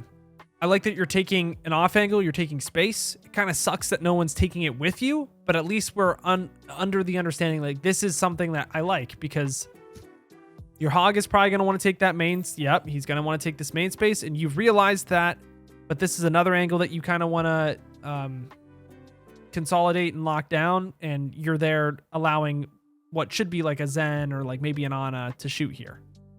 Like that is a good play. Sucks that no one took it, but still, like this is something I encourage. Not because you're going to get a whip shot and you're going to proc inspire, but because you're going to allow someone else to possibly take that angle, or at least make them think about it.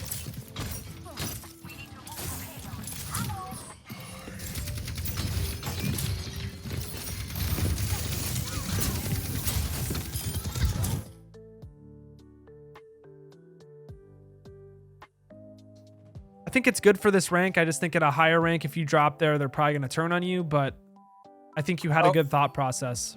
No, that was actually, I dropped by accident. Yeah. I mean, one thing I do poorly, as you'll see sometimes on Brig, because I'm still learning her, is I'll bash in accidentally. I'm not even against it though. Like this, I probably would have dropped right now and just tried to kill her. That might be a mistake on my part now I'm thinking about it, but I'm not sure. I think this is fine. This is fine, because now the Tracer is going to force you out. You're bashing back to your team. I was more so thinking, like, what would I have done there? I don't really know.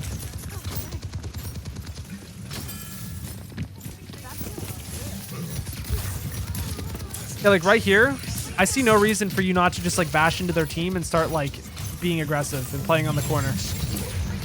I see no reason why you shouldn't be doing that. We're gonna play this back. I know that we have a lot of footage to look through, but it's like what you have to understand about Brig is that you have 450 HP because you're adding the shield on top of that, plus the fact that you almost have rally.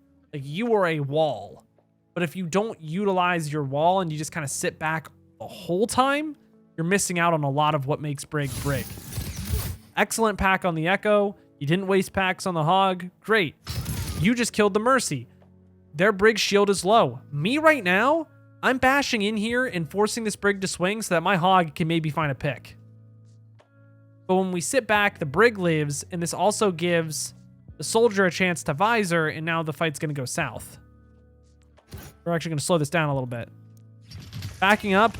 Now the Brig gets the chance to shoot your Echo. Things are different now. But if we would have played aggressive, we would have had Inspire. We probably would have killed this Brig. We probably would have had the chance to pack the Echo. The Hog would have been in the Soldier's face, so he couldn't visor another player. See how that's different? Yeah. Pure just aggression here saves your team from damage they would have, or that they did take.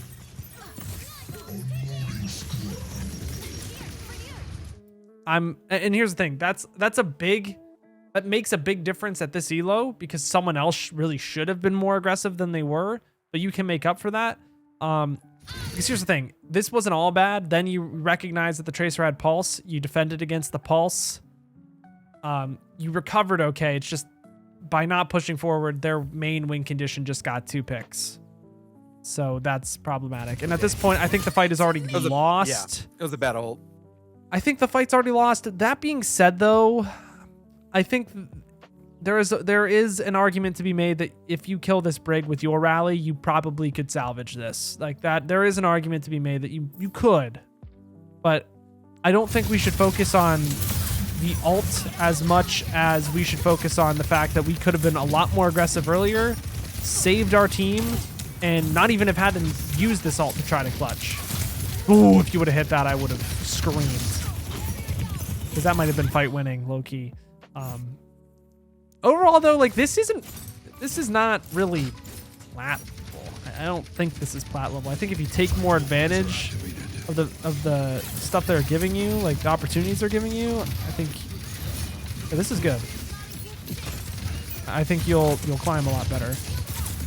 My thing here is like, why aren't you just bashing on that? I mean, I guess bashing on that Soldier is a little psychotic. But in my mind, I have 200 HP on a shield. My Mercy is pocketing my Soldier that's with me. I think bashing across here maybe whip-shotting this dude back and just pressuring him, because you're probably going to get a pocket if you're low. If you don't, that's kind of on your mercy. I just don't see why you don't bash here. It's like you're scared, but I am confident that you probably would have dunked on this guy if you bashed on him, for lack of a better term. This though, like, all right, yeah, we're supporting the soldier. I don't think we needed to pack when he didn't need healing, but that's nitpicky. We're supporting the soldier with the angle that he wants to take. Even if they had like a monkey or a diva, you're gonna be there to force them off. My thing is like, we see the soldier over here. We already got a pick on their mercy. This is an advantage that you can push. I'd just push the soldier. I guess it's a little aggressive, but I think it's not reckless. And aggression is a good thing. Reckless is a bad thing. Reason why I don't think it's reckless is because if I bash over here, I can always drop behind this wall. I could possibly force this dude out with whip shot and then go in this little room. Like I have options, and I still have mercy and he doesn't. And I just think opting to a more aggressive play is going to make a big difference because you had so much time. Oh, you tried it. It looks like you try to get up here too, which is also a fine play, honestly. I missed the stairs. Yeah, honestly, this isn't bad either. I just think doing it a second earlier at this elo does not hurt you. I do think you actually would function a lot better with this type of playstyle at a higher elo, but pushing through plat it's the hardest rank to climb in my opinion. But like learning how to climb through it does make you a better player.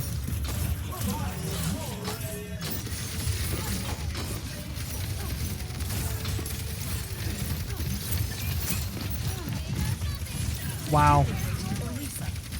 That was really well done. Holy shit. The fact that you didn't pack the hog because you knew he had breather and he wasn't going to die, like, that's stellar shit.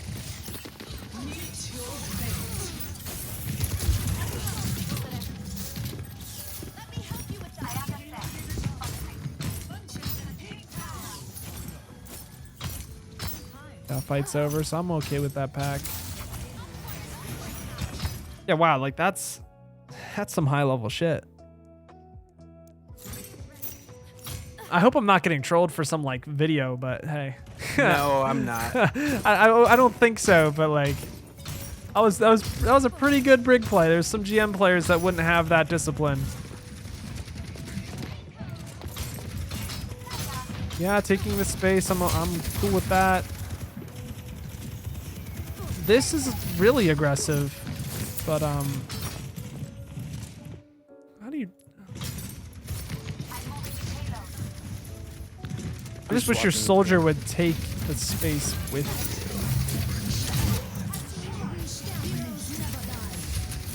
you. Yep, this is... Damn. Okay. Yep. More practice, you'll get there.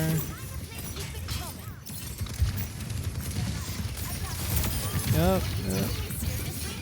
After that gold, I'd be walking in.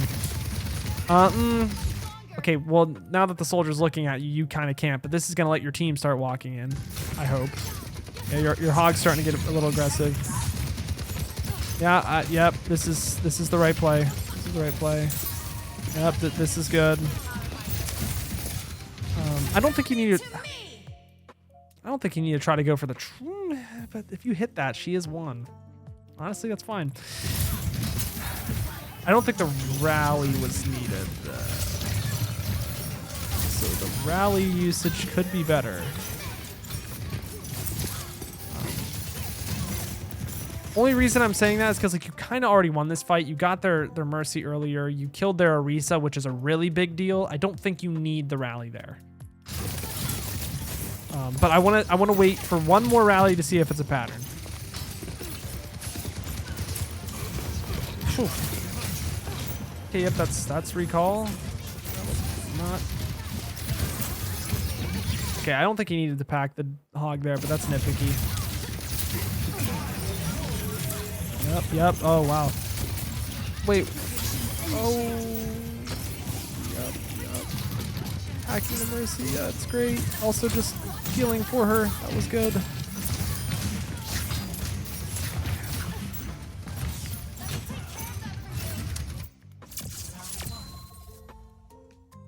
All right. Well, The biggest problem I've had, so I've had coaching before yeah. from, you know, somebody else. And the biggest problem I had was I was such a quick play warrior for such a long time. And I was a Lucio OTP in quick play that I've toned down my Lucio to be like, you know, a lot more team aware, right? Like that's been a big focus, you know, that I've had for the last six months. You know, in terms of like, where is my team, you know, situationally. I'm not saying obviously I'm not that good, you know, I'm still climbing, you know, I'm 60% win rate like Kiriko and Lucio in plat. I'm climbing now. But yeah, but there's definitely some moments where I still, you know, I'm trying to just not force bad habits when I'm trying to learn a new hero, because it's been so hard for me to break those bad habits that I had with Lucio. I mean, I'm gonna tell you straight up, like 60% win rate, like that's climbing. You definitely don't look like a plat player. I do appreciate the mindset that you have, that you are still looking within yourself and not blaming your teammates for you being in plat. I think that's really good. That's a really good sign of a player that's gonna climb. I mean, obviously, if you played competitively in another game before, you're gonna understand these things. And I think if there was anything that outside of like the Overwatch sphere that someone watching this should take away from it, is like the mindset really pushes you forward. But I mean, I'm gonna be honest with you, like this is probably the best Brig gameplay I've seen so far, and we've covered almost every rank so far aside from Bronze, Masters, and Grandmasters. So I mean, I don't know. When I look at this, I think this would be good enough for a Masters lobby. We'll see about how the speed changes your decision making, but overall, like, you're making really good complex decisions. The main problem I'm seeing right now is mostly like just the way that you're setting up fights and starting fights from a team perspective, and like trying to set people up off the rip.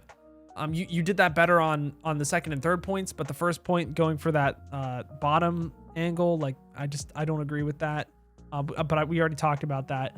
The big thing really is the ultimate usage, but I need a little bit more instances of you using your ult to really like fix it. But like, dude, this is 60% win rate, especially for plat, where like it is just such a coin flip sometimes. That's good. That's nothing to be ashamed of. That's kind of on your hog. Yeah, your hog should not be dying there. There's nothing you can really do to stop a hog from dying when he had bait. It's not really your job. So right here, I would just say get out. Fight is lost. Waits, if you get that pick. Oh, if you would have gotten that pick. Hey, this is actually winnable. Because they're not taking space, and Hanzo's pocket. He got Inspire up. Damn.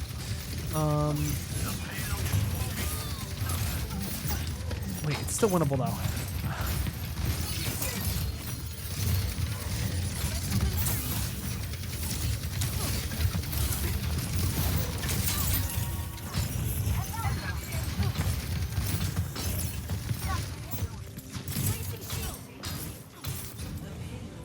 Like, you arguably could have done a little bit more, but that started because your hog died early, and I think maybe you could have been a little bit more of like a pressuring like source whenever you saw that your Hanzo was flanking with the Mercy pocket.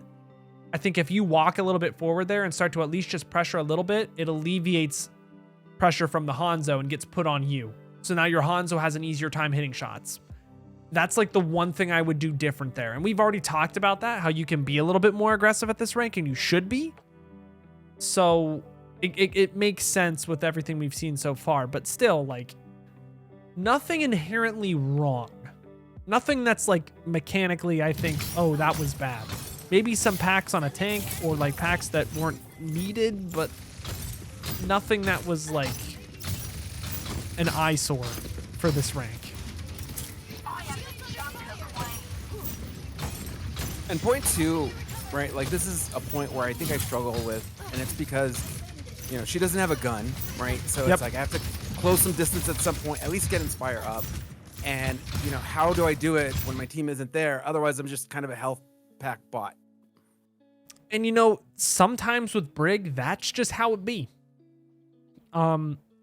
Sometimes you do just kind of sit there and don't really get to do anything. When you had a hog, that was definitely the case. But you have... I want to teach you tempo, but I just don't know if you're ready for it. I think it really... The thing is, it's not that you're not ready for it, it's that your rank isn't ready for it. The thing is that when you have a hog, all he wants to do is just take angles. Your whole team with the Hanzo, you had a Bastion, you really just want to take angles. And the longer that your team gets to just shoot at them when they have like an Orisa Cass, and they're playing a lot more of like almost a brawly play style, the more time your team gets to just shoot at them, the better. Because they don't want to have a long time. It doesn't really work with Brig, I guess, in the sense that you're not really going to be doing a lot with Brig. But think about it like this. The reason why you're playing Brig in this comp is to do what? It's to help out your Bastion or help out your Hanzo take an off angle. Or in this situation, help out your Echo take an off angle. If you're not doing anything, it means that the enemy team isn't doing what they want to do, which is try to pressure one of those off angles. So if they're not even pressuring one of those off angles, you don't need to force yourself to make a mistake and try to push really far in here and die. All you need to do is just make sure that that person that's taking the off angle is taking it and getting as much value as they can because you're amplifying it. And then they will just carry the fight for you. Like, you don't necessarily always have to be getting Inspire up. Because if they're not pushing you on the off angle, that probably means they're not really taking that much damage anyways. So what's the need for Inspire? Well, that's true, but I mean, a lot of people take just so much chip damage that is unwarranted in plat that it's like it's like oh cool, we're starting to fight when everybody's down 30. Okay, okay, but let's think about this. If they're taking chip damage on an angle like this, let's say that you're not on, what does it mean? Their whole team's probably looking at this angle. That is a point where you can do the on the feet thinking, and the person that you're supporting, the Bastion, you can just start walking on them, and now you're alleviating that angle now. Now you have a reason to walk in because now they're actually doing something. You can pressure them. But if they're not doing anything, you don't need to do anything. And this is where the aggression comes in. But you really need to make sure that your Bastion is helping you. I did also want to say this too, right? So the team comp has changed a bit, right? So we have Queen now. Yep. Queen has Shout. Yep. I see Shout as more of a disengagement tool unless somebody's like alone, you know, like if I play Queen, you know, I mean, Queen on this point, it's going to be tough. You know, she holds angles more. She's like a better Reinhardt in Overwatch 2 than I feel, you know, she's like very aggressive. Play. Yeah. And she tries to collapse immediately. As soon as she's ready, you know, then it's like, yeah, let's collapse on them. How should I be playing with her to kind of enable how she wants to play? Because it's going to be different than the Roadhog. The Roadhog, you know, is like, you know, I'll check on him every now and then, but you know, that's not my priority. I mean, here's the thing. If you wanted to get in and just start swinging things and get your Inspire up, great. Queen's the perfect person to help you do that. What you need to do is the Queen needs to close the distance, right? So she'll probably play like in this room right here or up here. You're just going to drop with her whenever she starts taking her engagement, and you're just going to whip and melee whatever she wants to kill. That is super simple. Okay. But you just have to be really aggressive with her. With Hog, he just wants to take angles. You don't really want to be with the Hog. With the Queen, she demands that people are stacking together, shooting what she wants to shoot, and things die like immediately. Okay, and then playing with Queen, I wouldn't really want to use whip shot because if she's shooting at something, it might. Yeah. Yep. Right? Yep. You're on the right track. You don't want to whip him away. Okay. Yep. You're correct. It's something that, if you get it, I don't really need to mention it, but you're correct. But if you can finish off a target, whip shot it. There's combos that exist that you're using already. So if you can kill it, sure, but don't whip it away if it's not dying. But sometimes with Brig, you do just have to be okay with like not doing anything. Right here though, it's like you have a Queen now. This dude running at you, like Not scary at all. You have a Mercy to help you too. Like, you don't need to back off. Just back up a little bit, and then you're back onto her when she's done with her gold and she's weak. And now you just start getting back into her. A lot of it's almost a little too passive. You have a queen now too, so like you can really just get in there.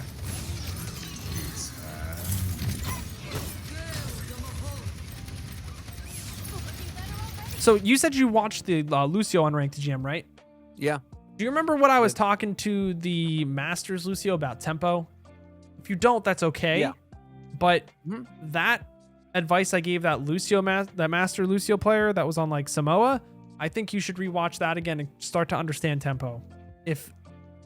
But we'll see at the end if there's something else you should work on. But I think you are ready for tempo. I don't know if your rank is ready for tempo, but that's a concept you can understand. This right here, this was like the first time you did it, but your job is really just to protect like whoever you want to help take the angle, which is probably the Bastion. So when the Orisa walks on your Bastion, you should probably help him. But it seems like you just kind of missed that. But we'll replay it real quick. This is like the first time you did it wrong, so I'm not really thinking it's gonna be a continuous mistake. But see, your Bastion takes this angle, Orisa walks in, your job is to keep this Bastion alive. Just seems like you kind of lost it. Okay.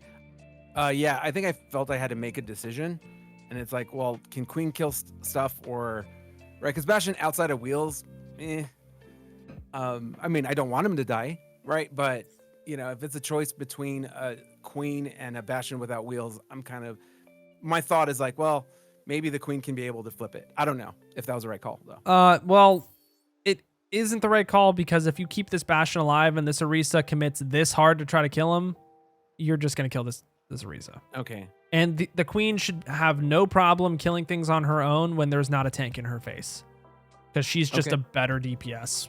Like, she's kind of nuts when she closes the distance, which she should have no problem doing when we're taking the fight here either. Obviously, in retrospect, like that's the right choice, but I can understand in the moment. But when your job is to keep the DPS and the support alive, it is your other support's job to deal with the tank. That'll help aid you that decision. Unlucky, alt tracking would make that easier to do, but I don't expect you to do that in plat. We have a Reaper now too, so now we're like incredibly aggressive. Okay, I like this rally. This is good initiative to take. You might actually win this fight. Never try to kill Orisa when she's in gold. If she ever golds, just ignore her unless she's gonna kill another person on your team. You're not gonna burst her down. You're gonna burst her down when she's not in gold. So now she is able to be killed. It's a big thing you want to avoid. But yeah, that rally wins you the fight. Cool. Ooh, that was close. That's a good rally. Different than the other rallies you took because you took initiative. You did it early enough. The fight wasn't won. It was actually looking almost lost, but because you used the rally, you win. So that was a great use of it. At this point, I wasn't sure where their Tracer was. We had killed her, and that's why I was like, I don't want to back cap. Yeah, no, that's fine. And I think holding this space and forcing them to come cart when you have the J Queen is totally fine. Yeah, I think the whole spiel we had about talking about what Brig's role is going to help you from letting these people die because you're going to be looking for them more. When you're going to be looking to keep your Bastion alive and you're going to be looking to keep your DPS and supports alive, you're going to be looking at them more. That's just like naturally what you're going to do, so. Jump scared. I was doing this to flush out the Tracer, right, in case she was setting up. Yeah. That was good. Yep, I like the tribute. This is good. I would have stayed there a little longer, but I think you were right to start thinking about it might be time to go back soon.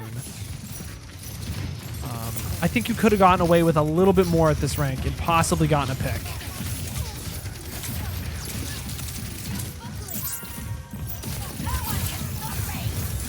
Damn, you almost got that combo. That would have been sweet. Okay, why is this dude ulting? Oh man, that's rough.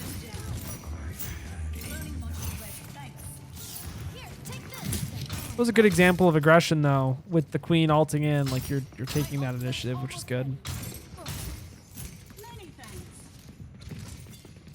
Alright, they have Doomfist now, so you can whip shot his engagement away. The packs are coming out a little early at times, but at least it's not going to the tank, so I'm happy about that. Why are you scared of a Nano Doom when you're in rally? Trust me, he does not do as much damage as you think he does. Plus, you have your whole team with you. When you rally, you are not scared of anything, unless it's I don't know, like a Nano Blade, or even then, you're going to bash that Nano Blade. I would say you're not really scared of a whole lot of things when you have your team with you and you have rally. Okay, I would say you can match that harder. What's up? Okay. Oh, well, so I rallied just because he had nano, and I was like, uh-oh, I just need to make sure that nobody takes a power punch or something in the face. And, you know, so I don't know. I think it was done kind of like as a defensive ult, and then I'm like, all right, I'll play it like a Zen ult or a beat. I'm not saying I would have beated that, but like that idea, that concept behind rally, that's the part I'm still trying to figure out myself. Like, what is it? Is it a defensive ult? It can be anything. It can be anything. Right? Yeah. But the thing is that the reason why it's defensive is because you can brute force stop them. Because you have a now 600 HP shield or whatever it is, and 700 HP shield that stuns, plus you have 300 HP now. So yeah, you have 1,000 HP that they have to burn through effectively, plus Inspire, plus all the arm that you're getting. If you run away, your rally gets nothing. Like the rally has to push forward, and that's why it's defensive, because it makes them have to be like, oh crap, okay, I gotta back up a little bit. All right, fine. Like, we'll just take this stalemate for a little bit. That's why you never want to be running backwards. Like, you always want to be the one pushing. Because when you run backwards here and then whip him away, it's like, why not just like get in his face and almost try to find a pick here? Because now he's going to punch in again and possibly like displace your team even more, which is all he wants to do. You eventually do find the pick anyways, but a higher elo player, I think, is going to take advantage of that a lot more consistently. Yep. Well, very good fundamentals on the character though, which is really good. I just bash on that guy, I'm gonna be honest. If I ever see a cast just high nooning right there and it's on a corner, I'm probably bashing in his face so that he has a shield that he has to worry about, and then possibly looking to melee around a corner. It's risky, but I think if you bash in and there's a shield in his face, it almost tells your team to not be scared. I think overall you can, whoa, you can be a lot more aggressive. We've already talked about that.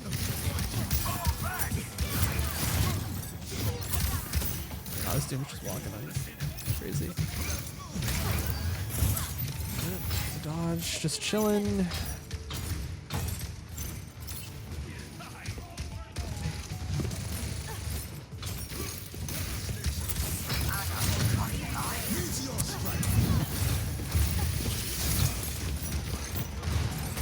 Yeah, bash in here. Bash in here.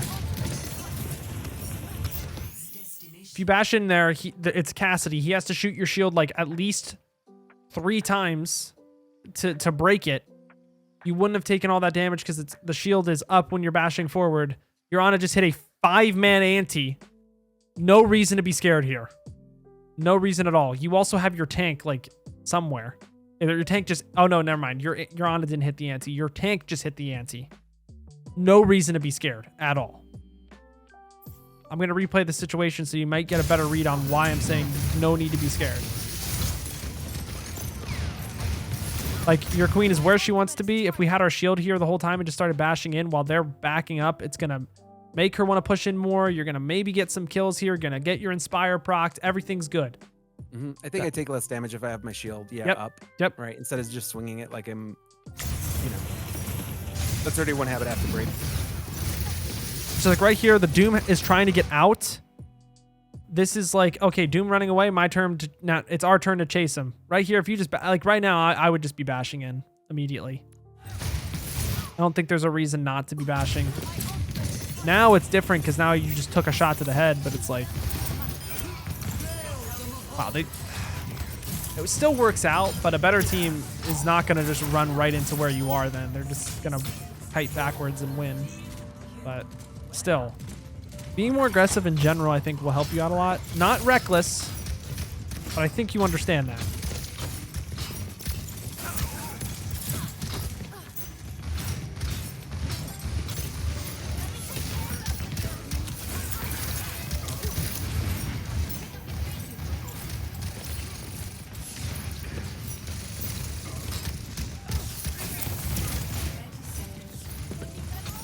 All right, we have rally. Okay, yep. This was just because you packed your tank too much that you were forced to rally. But once you get that pick and like the Ana's fine, I probably would have just walked in. I don't see any reason not to. Because then you're going to get picks here and they're not going to just keep living. Yeah, this, I don't really know exactly what happened here. I think we just could have been more aggressive earlier. Same thing we've been talking about. Actually, that fight, if you want to watch that fight, Okay, I didn't know if you this can. was something you should cap. I'll tell you where I think I lost it because they capped 0.3. It was that bash right there that was. Hold on. So I tried to fight the Doom and the Tracer for a while, and then it's gonna be. I think it's. I mean, next bash you lost that the fight loses me about 10 seconds ago because your team was really? trying to Oh, push in. You had rally and you walked backwards. Like, that's why you lost. Because here's the thing. If your whole team walks in and just kills these two people back here like they want to, life's good. Okay. Life's good. That didn't happen. They now get to res because we gave them so much space and they were safe to do it. This is where you lost because we just aren't pressing aggression like ever. Okay. But then and here's the thing, because we're not pressing aggression, yeah, this Tracer just gets to stand up here. And yeah, this Doom is going to start just taking more space again. We can even bring this back a little farther. Like, where did the Queen die? Let's back this up more even. From a third person perspective. They're walking back. Great. Or you could even argue that the reason why you lost is because you packed your Queen 2 times instead of just letting your other support deal with that because you have an Ana now. Then you didn't have the packs to save your Ana. You're forced to rally early when you don't want to. And now they get to kite back. This fight was lost now. This fight wasn't lost anything later because you put yourself in an even worse position. I think we didn't account for the fact that this Ana changed. And now you don't necessarily have to pack your tank. Because when it was a Mercy, like, you could argue sometimes you can pack your tank. But now that it's an Ana, like, now you have to worry about your support. And we didn't account for that. So, and I know this will sound judgmental, but yeah. When heroes go from a less mechanically demanding hero to Ana, yeah. I usually kind of almost like crap my pants a little bit because I'm like, they either may play out of position or they're going to miss their shots. And why do I know that? Because when I play Ana, it's like, yeah, it's like a GG go next almost, right? I love the hero. I wish I was good with her. She's brutally hard, at least, with my level of skill. So, that's kind of why I'm thinking like, okay, I'm going to have to try to help things out a little bit more. And I don't really like playing Moira or anything. I'm not saying that Moira was the pick here, but I think that's why I was like kind of panicking a little bit around this Ana. Like, she might have been fine, right? You gotta trust that she's gonna be fine because if you packed the Queen twice and now you have to use Rally because of the Ana, like, that loses you. You gotta just trust it. You can't compensate on a character like Brig. It's like you almost just can't compensate at all. Because the fact that you had to use Rally when they're all the way back here, like, that kind of does just lose you the fight. Because all you need to do, realistically, from a high-level team perspective, is just force them to cart so that your Queen can just brawl. And that you can brawl out with Rally. The fact that you had to use Rally early, they then do a great job kiting, and you don't even try to, like, punish them before they do get to kite out. Everything just crumbled here. And it wasn't like something that you were continuously doing this whole time either. So then, yeah, they're kiting back. You're like, imagine if instead of packing this Queen twice, we just packed our Ana, forgot about this Tracer because whatever, bashed in, rallied, killed this Doom because he was stunned and not power blocking, pack the Reaper again, kill the, like, see, this fight's completely different. Okay. But instead we were just like, oh shit, I'm scared. And then your Reaper dies. And then your Queen tries to go in. And we do kill the Doom. But then the Queen's like looking at this Mercy, says, oh, I don't see her. Goes in. It's just a shit show now. Because if we just press this aggression sooner, life is good. But now they're going to have numbers because we weren't aggressive enough. We didn't clean them up. Okay. Which it all started because of a bad pack. And then here I actually try really hard to protect her because they're going to dive her in a second. See? Yeah, all right. Yeah, but the thing is like, this isn't really But it wasn't there. your fault because you like protecting her in this situation is impossible. I mean, you're still somehow managing it, but it's so hard.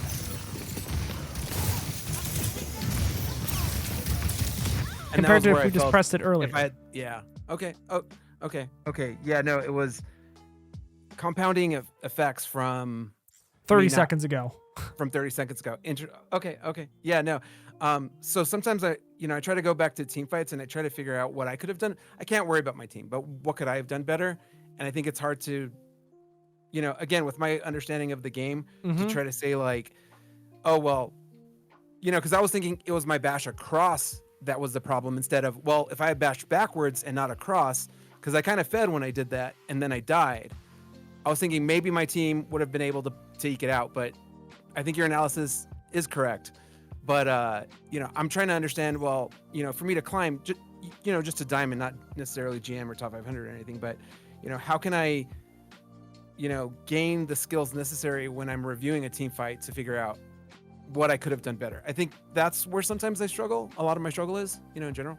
I mean, having the level of analysis to be like, oh, if I would have just pushed forward and then this would have happened and this like 30 seconds ago, those fights, dude, like if you're in plat, I don't know. I don't have the magic pill to be like, oh yeah, this is how you just analyze a fight like that. I've just played Sure. this game for 7 years at the top level and I can kind of understand like where it compounds. But realistically, I think the way you're analyzing it is fine. Like, hey, I died here. What happened? Like, the way I would do it is I died here. What happened? How can I change that? Like, how can I fix it so I don't die again? Maybe it's that bash thing. Like, you could be right. Like, you could have done an insane bash.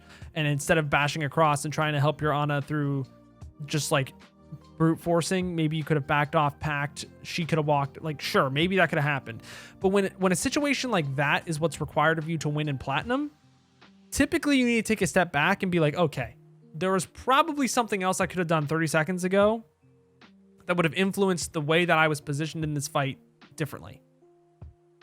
Because if you have to make a play that insane to get out of the top like 20 to 15% of players, something's going on. Because not even like GM1 players are doing that. Maybe top 100 Briggs are thinking shit like that, but I can tell you straight up, GM players are not thinking, oh yeah, I should have bashed backwards there. Okay. They're thinking, to be honest, I don't know what they're thinking. I don't think they are thinking. But that's a whole nother critique on like the current state of the game. But realistically, I think if you have to make a play that's so insane to pull it off, it's usually a problem of you didn't set yourself up to make a play easier. That's how I typically think about it. Because Overwatch isn't about, and like aim too, it's like, aim isn't about just like raw mechanical skill. It's also about like, how do you move? Where do you position yourself to make yourself have an advantage? So it's like so hard for you to fail. Like making it nearly impossible for you to fail a 1v1. That's how I think about it.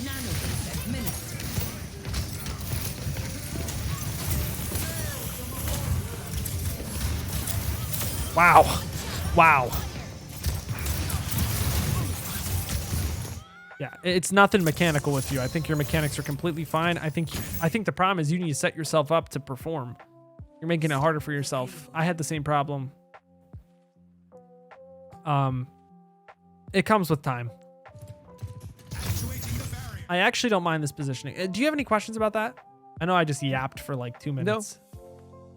But seriously, like that kill on the Tracer. No, I think I'm just playing too passive. I mean, I did watch Awkward's unranked to Jim, and I know it's different. He's a top 10 player, so you know, so his level of gameplay and understanding and movement and situational awareness is so high that, yeah, he dumpsters on diamonds and masters, right? And Yeah. but so, I guess, I saw his where he played incredibly aggressive, but Yep. yet with his gameplay, he's able to do it. I play with my friend who plays very aggressive, and he drops up and down. He has a huge range of like six tiers. Like diamond 3 to plat 3, like these giant pendulum swings, right? Mhm. And so I'm trying to say like, well, obviously being more aggressive works, but obviously it's not working well enough for him because he's not able to climb higher, but he's able to climb higher than what I am. So Yeah. that's where I guess I'm The struggling because I don't want to be yeah. that guy who gets flamed. Like, come on, Brig, what the hell are you doing? You're not Brig 1.0. Yeah. Stop playing like this. The difference is that yes, you're supposed to be aggressive, but you're supposed to understand the condition in which you are supposed to be aggressive, and you're supposed to use your teammates to let you be aggressive. I've said my words about awkward in a video. People fucking hate me for saying that shit, even though like that shit's true. You've highlighted it. On the outside in, it looks like, oh, well, like he's just aggressive. That's how I win if I just press W. What we're doing is we're actually telling you why that is. And we're going to fundamentally show you the reasoning behind it. Although it takes an extra hour for you to understand it, at least you understand it. In the other situation, you can watch 5 minutes, you can get the tip and move on. Pick your poison. Fair But enough. yes, awkward does just walk in and win with movement and aim. Is his aim better than yours and mine combined? Yeah. I mean, I'm not going to say it's not. The dude's crazy. But the problem is you're not awkward. I'm not awkward. Let's understand what he's actually doing, and then we're going to get better. The key is really just being more aggressive in general on every single character, but it's about understanding why. And if you can't tell me the why, but you're saying, oh, I watched this and I got masters, I don't think you really improved. Gonna be completely honest with you. You don't understand what the hell you're doing. I don't know. Sorry. A little bit of an extra rant that half the people won't be seeing. But No, it's fine. yeah. I mean, for me, the game is, yes, I'd like to be high ranked, but whatever, it doesn't matter. I'm not gonna play professionally. I have a job, Yeah, you got a job. You're we're it's- flipping burgers to live playing this game. and for me, it's more about understanding and appreciating the game, and Yep. that's what I actually enjoy about these kind of sessions. Honestly, Yes. even if I'm not able to climb to top 10, I don't care. Right? That's not an aspiration for me. So it's good to hear that. Yeah, and I mean, again, this is just more so to clear things up. Awkward has great tips. I just want to explain why Awkward does the things that he does. It's not as simple as just run in, win, and we've discussed that. Aside from all the rants, we have a Life Weaver now, so that's interesting. I don't even know how Life Weaver Brig would work. What the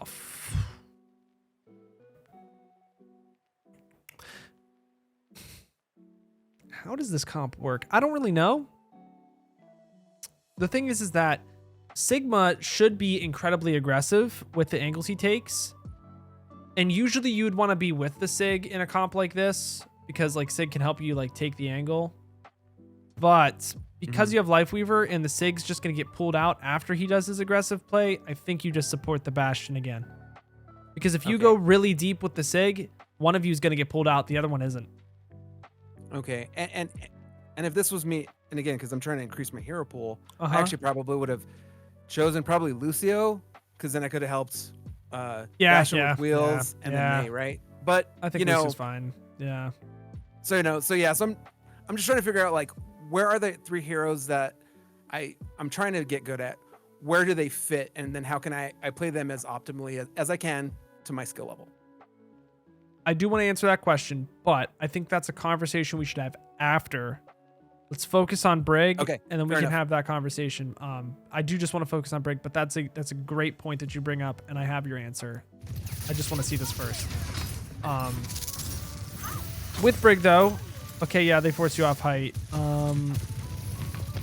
I'm actually totally okay with you staying up here. Typically, what will happen at a higher rank is they're like, what is it, Ram? Or someone else like a cast would have walked up here to try to get an off angle, I think you stay up here, you whip shot them off, and then you go back to your team so that they don't get that high ground. It's totally okay for you to kind of linger up here. Unless you hear more than one person and you're going to die because of it, but typically it's only like 1 or 2. But yeah, okay, I'm totally okay with you dropping. You realize no one's up there. Now you're just going to brawl out with your team.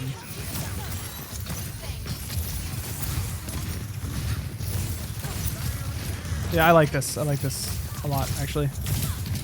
Yep. Yeah, I'm okay with you packing because I don't even understand how the Life Weaver thing works. 3 packs is a little crazy. I think 1 or 2 was fine.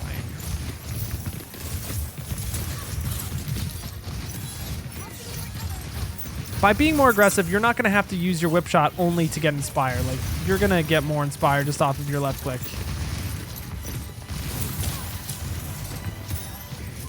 This is good, though. You're holding a choke. Definitely could have packed the Mei there. When you're looking to more pack the Mei than help your tank, I think that'll be more apparent.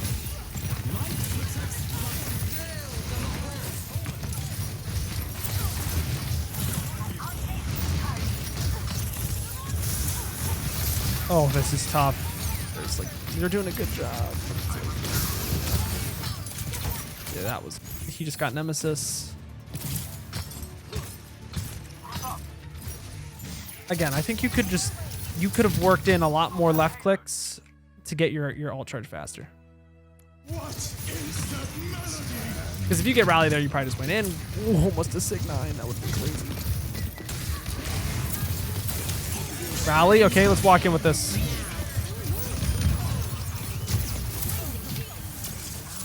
Cool. There's a lot that we've covered today, and I just want to keep going, and then we're going to do the takeaways, and it's going to make a lot more sense. But there's a lot of things we can work on that are pretty small, but yeah, okay, this is great. Taking the high ground angle for your team, clearing it. Cool, we cleared it. This is so much more beneficial than if we went through the tunnel. The problem is, did anyone take it? No. Your Echo probably should have taken it with you. Or your Sig. Yeah, imagine if you are with your Sig up here, you just kind of like win the game, but people just don't understand that in Plat. You did the right thing, though. And yeah, dropping back to your team I think is fine. After that Ram is out of Nemesis form, I think you could bash in on... nope, never mind. They're backing off. You're doing the right thing. Oh, tough. Still the right idea, though. Don't think booping him away was the right play, because your Reaper could have killed that.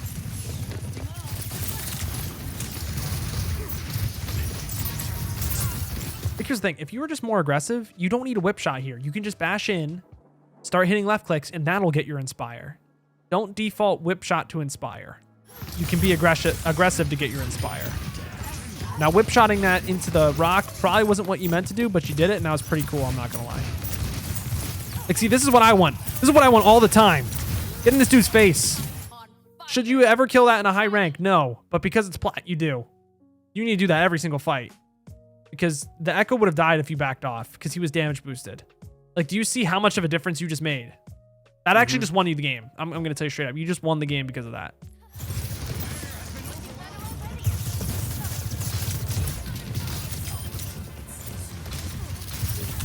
Like, bro, it's like whenever anything that pressures someone at this rank at any game, like the top 15% of players, whenever anything just looks at them, it's like they crumble in fear and they just cry. Like, it's crazy. It doesn't seem like it would be that way, but dude, what the hell was that? Like, that guy looked so lost. If you just pressure people, they're not going to know how to react. Yeah, and then I just rally here and be aggressive. But get in that Ram's face. Stop carrying. All right, now, why are we backing up? All right, yeah, back in his face.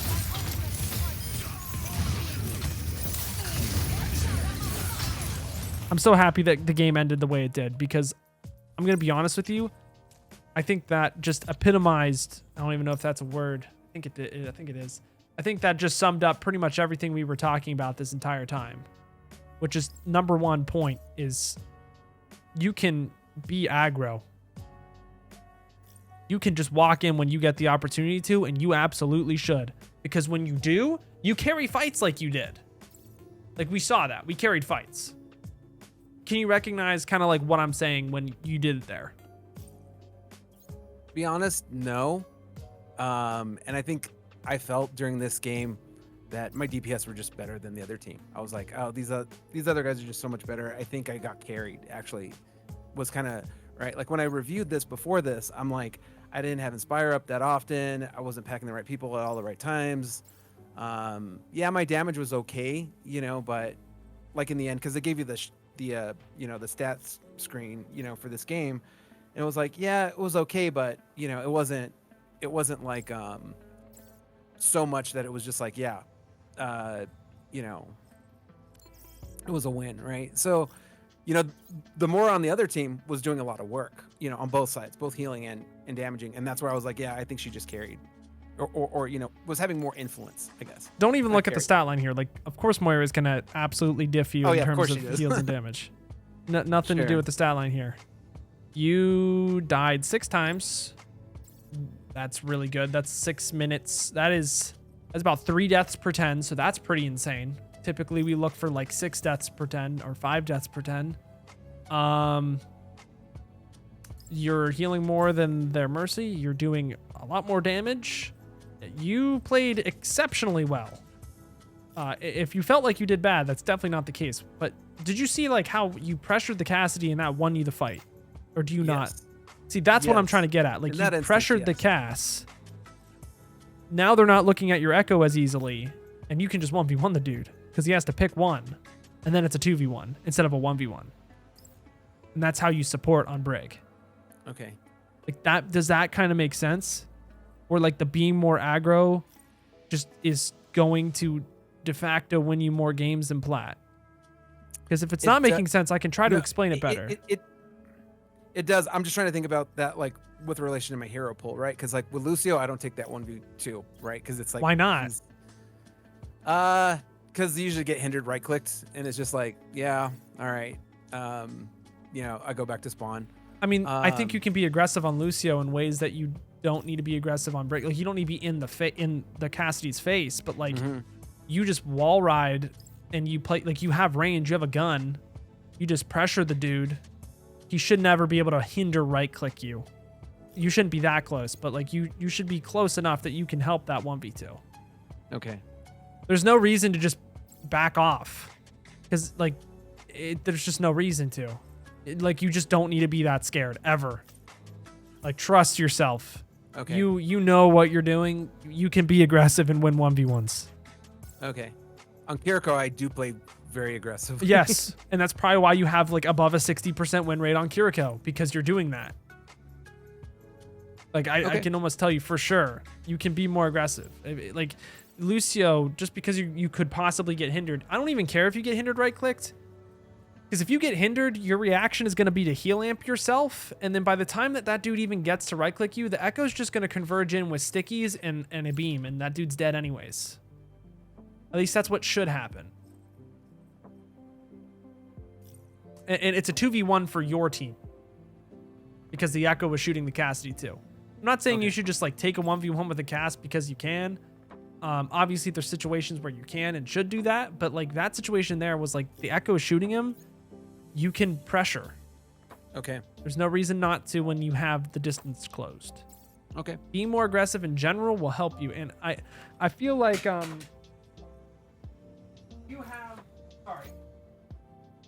feel like you have shown me enough that you're kind of scared to be too aggressive, to the point where I think with this tip, you're not going to become reckless. You're just going to become aggressive. Like, I feel like you will know when you're being reckless. So be aggressive. Don't be reckless. I think you understand that. Does that? Yeah, I think that makes sense. Yeah, it does. The number 2 thing I would say is really just understanding, like, what is the role of Brig? We talked about that, right? It's like, the first thing is like, do you have a support that needs your help that isn't very mobile, like an Ana, a Zen, or a BAP? Making sure you're healing that. That's one part of it. The second part of it is to be making sure you're looking for your DPS, like an Echo, a Genji, a Tracer, where they're going to try to take an off angle, making sure you're always ready to look and pack them. That's number 2. And number 3 is really supporting these two to find positions. Like trying to get your Bastion high ground, trying to get your Hanzo high ground on an off angle. So that if they pressure him, like you can stop the pressure and you can meet it. So he doesn't have to get forced off the angle as easy. There's a lot of times with that we saw. Does that part make sense? Yes. Again, the reason why I'm asking so much is that these are pretty high level concepts to be learning in Plat. Like the mechanical play that you have is not Plat level. I think the understanding is maybe Diamond level, and we can work that up to make sure that you're more consistent. That's really what I'm aiming to do here. Sure.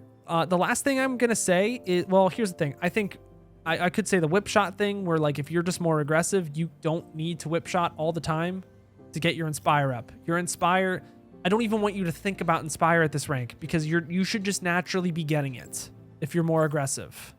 If you're not naturally getting Inspire at this rank, probably doing something wrong. I'm going to be honest, because like if you're just more aggressive, you're naturally going to have a crazy high Inspire rate because you're going to just take advantage of them not knowing what to do when there's a 400 HP person right in front of them. I'm telling you straight up. Higher ranks though, obviously that's going to change, but I think you realize that. So the thing I'm going to remind you of, actually, you know what? I could talk about packs, but you only had a few packs that were bad. I'm just going to say when you ult, this should really be number 1. Like when you ult, stabilize your team. And then once your team is stabilized, if you have to do that, start walking, start getting aggressive, start trying to force them out with your whole team. Obviously don't be reckless, but you can be aggressive. You, like we said, you have 1,000 HP to work with between your health and your shield. There's no reason for you to ever be backpedaling, like ever. Literally no reason. Aside from like maybe they have a Bastion in wheels, maybe they have like a windowed visor, or like something that is like of a crazy magnitude of damage that is going to melt your shield and you. But most of the time that's not going to be the case. You can play her correctly, but like being passive or aggressive, but it all depends on like what you're surrounded by, who you're packing, Gotcha. what you're really going to be going for here. So I mean, without further ado, I mean, we can just get started right into this. I think something that's going to really help you from the start is just like kind of answering that question of like, who should you pack? And like, does your support really need help? Because how aggressive you're going to play and how much you're going to really be like bodyguarding someone as Brig really depends on like who your support is. So for example, the way that you're playing Brig with like an Ana or a Zen is vastly different than how you're going to be playing Brig if you're trying to force it into like a Kiriko or a Moira that doesn't really need your help. Like they've got a lot of tools for themselves. They don't necessarily need peel all the time compared to the others. Gotcha. Okay. And the Yeah, other thing is, Kiriko. yeah.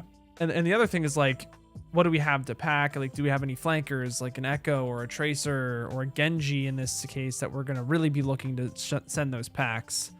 But the thing is like Brig in ranked is a puzzle because if you force Brig, it's like weird how exactly you play Brig with a Queen is difficult because it's like in any environment that's like a team play scenario, I'm almost always going to be picking a Lucio with the J Queen. So I'm not entirely sure exactly how you should play it, but I think the main problem that players have in Diamond is that there's a really big micro mistake that they're not hitting. And the moment they fix that, they'll hit to Masters, and then we can start really thinking about like play style changes. So I'm really interested in like how you pack, and how you go about playing passively and aggressively, because that's an interesting idea, and I think you're on the right path, but I don't want to say anything until I know what the problem is, because I don't want to lead you astray. Gotcha.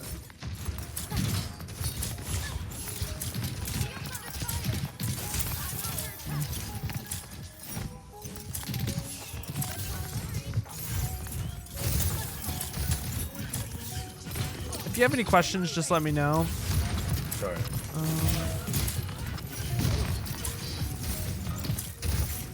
I just like to have a good look at the first fight to really see what's going on. Okay.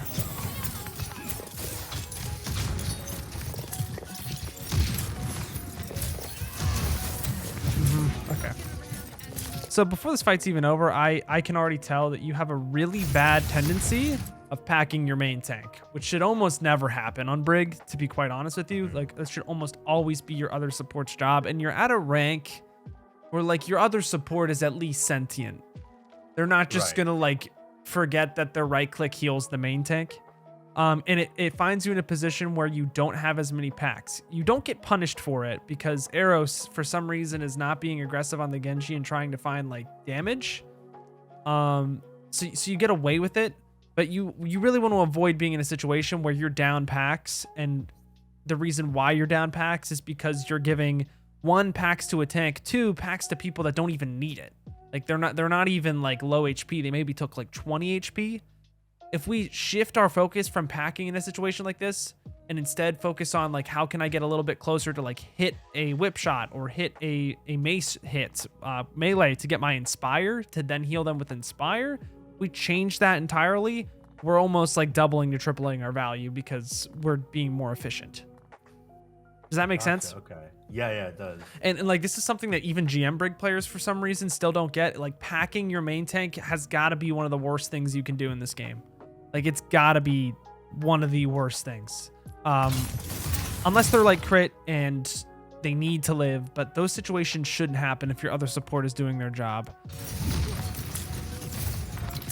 And I think now that you realize it's like, oh, I don't really need to pack someone that doesn't really need the healing when I have another support, you're going to kind of start seeing now all these packs that are kind of like, why am I packing here? I'm just doing it because, like, I want to get my APM higher. Like, right there, she's down 100 health, but, like, Akiriko can just do, like, maybe 1 burst of healing and she's fine. Right. It's not needed at all. I do like peeling for the Genji and, like, forcing him out. That's great. But this is kind of where I think it's like, okay, you can see how it's almost too passive, and because you're playing passively, you have to, like, rely on your packs, which forces you into a mistake. In this situation, it's like, I have a J Queen, they have a Hog. I can support the J Queen in the front line and almost be like a mini Reinhardt in a sense. It's you can be a lot more aggressive in these situations, but I don't want to say just be more aggressive in general. I want to at least analyze a little bit more. You are doing a really good job of, like, making their Genji's life annoying, though, which is good. Again, we can kind of see those packs. You're not really getting taken advantage of for it, but That pack right there is useless. yeah.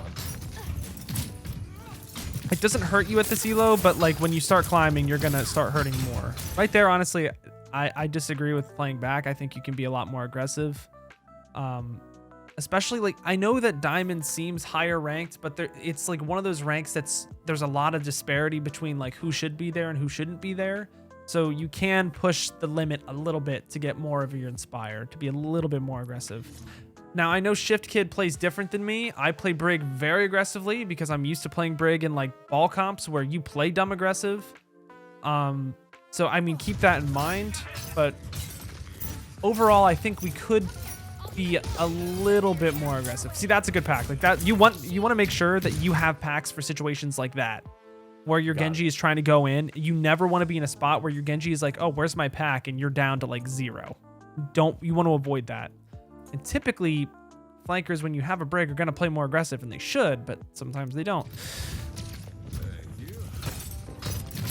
Okay, yeah, we're taking some space. This is good. Trying to 3-peek it. Yep, I'm fine with this. Trying to help the Genji. Yep, see, that's good. That right there is like, I'm okay with you using all your packs there. He could have been better, to be honest, and not died there and maybe deflected. But he shouldn't have probably gone all the way into spawn there. But the fact that you're looking for that, like, that is a good use of a pack to try to support that. And you almost actually got a great situation out of this. You almost forced, if your Genji lives here, their Genji's forced out and you get a pick. So you almost set up a really good fight for your team. This is very well done. Unfortunate he died, though. Yeah, unfortunate, but I mean, the attempt was made and that's all that matters. And you still actually profited from it. So again, this fight, Jake, we might be like, yeah, I'm the GOAT. Realistically, it was you. I'm going to be honest. Oh, that was good Brig play. I'm okay with that pack just because I don't know where your Kyrie is. She's probably on cart.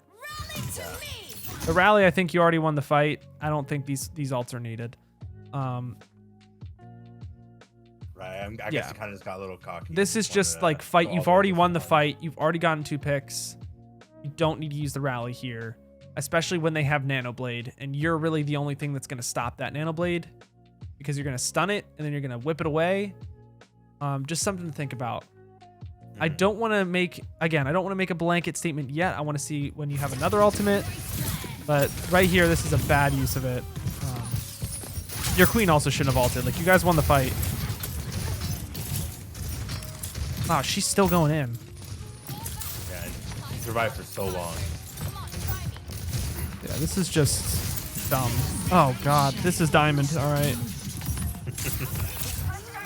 Yeah, the #1 problem with Diamonds is that they, like, just don't know how to use their ultimates. It's been that way since Overwatch 1, so... Like, people will just...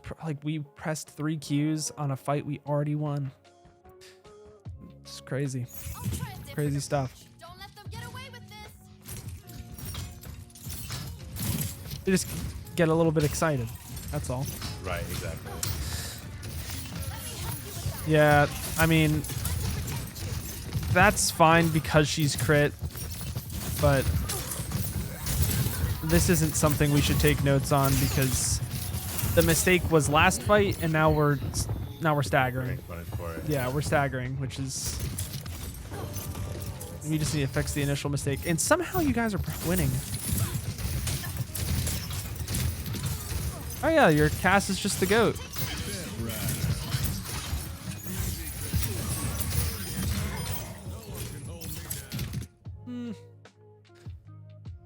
If your Cassidy has an ult and is looking to flank like that, I think you, instead of pushing backwards, I think you really help him out. You know, actually, now that I'm looking at this comp, if you're going to force Brig and you have a support like a Moira or a Curie that's kind of self-sustaining, I think you really have to pick the next best target to bodyguard, which is usually going to be like the Sojourns, the Cassidys, the Soldiers, things that are going to get dove easier. And try to help them out. It's not conventional, but I think that might be the best play. Because then you also are going to set yourself up to pack up the Genji. That's Right. an So interesting way generally to think speaking, about it. I should find someone who would need bodyguarding, typically the support. But in a situation like this, when my support doesn't need it, I can find someone who would easily get dove. Someone like the Cassidys, the Soldiers, and stuff. Because like if you think, well, this isn't something I guess most people think about, but it's like if you're trying to play dive into the like current J Queen comp, which the current J Queen comp is like J Queen, Tracer, Sojourn, Kiriko, Lucio. Typically people think, oh, if you're going to dive against that, you're just always going to try to find the support. But in reality, like the easiest target there is usually the Sojourn after you force out the slide. So thinking of it like that, where it's like the Kiriko, she's never the target because she's just so dumb. Like, why did they add that character to the game? It's kind of crazy. Yeah, I think actually walking with the Cassidy and trying to enable him more is the better play. Because there's a world where this guy flanks and doesn't have your support, goes for a high noon and dies. He should have died, to be honest. But I think when you have a forward-facing comp with a J Queen, you can be more aggressive on an off angle with your Cassidy. Gotcha. Okay. Obviously, there's going to be some subjectivity to that, but I think you understand that. The way you explained it to me, I think you're getting the concept. Just keep in mind, I also want to make sure that I'm explaining this to the person that watches this, you know, maybe like a month after we record this and doesn't understand that. Right.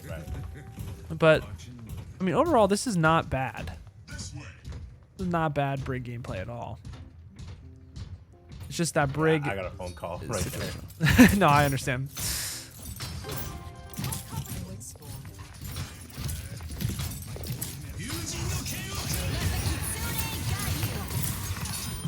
Like, wow, this enemy team fumbled the bag.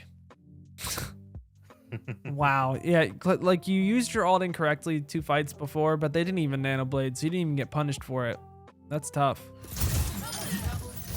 Yeah, this isn't really... I'm not trying to be a big meanie asshole, but this isn't really you winning the fight. It's more so them losing. Wait, nope, your team might be trolling. Hold the phone. What is happening now?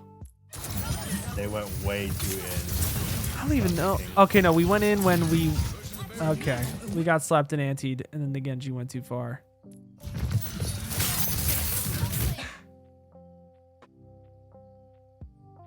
Yeah, okay, that just happened so fast that I'm not even gonna like say it's your fault.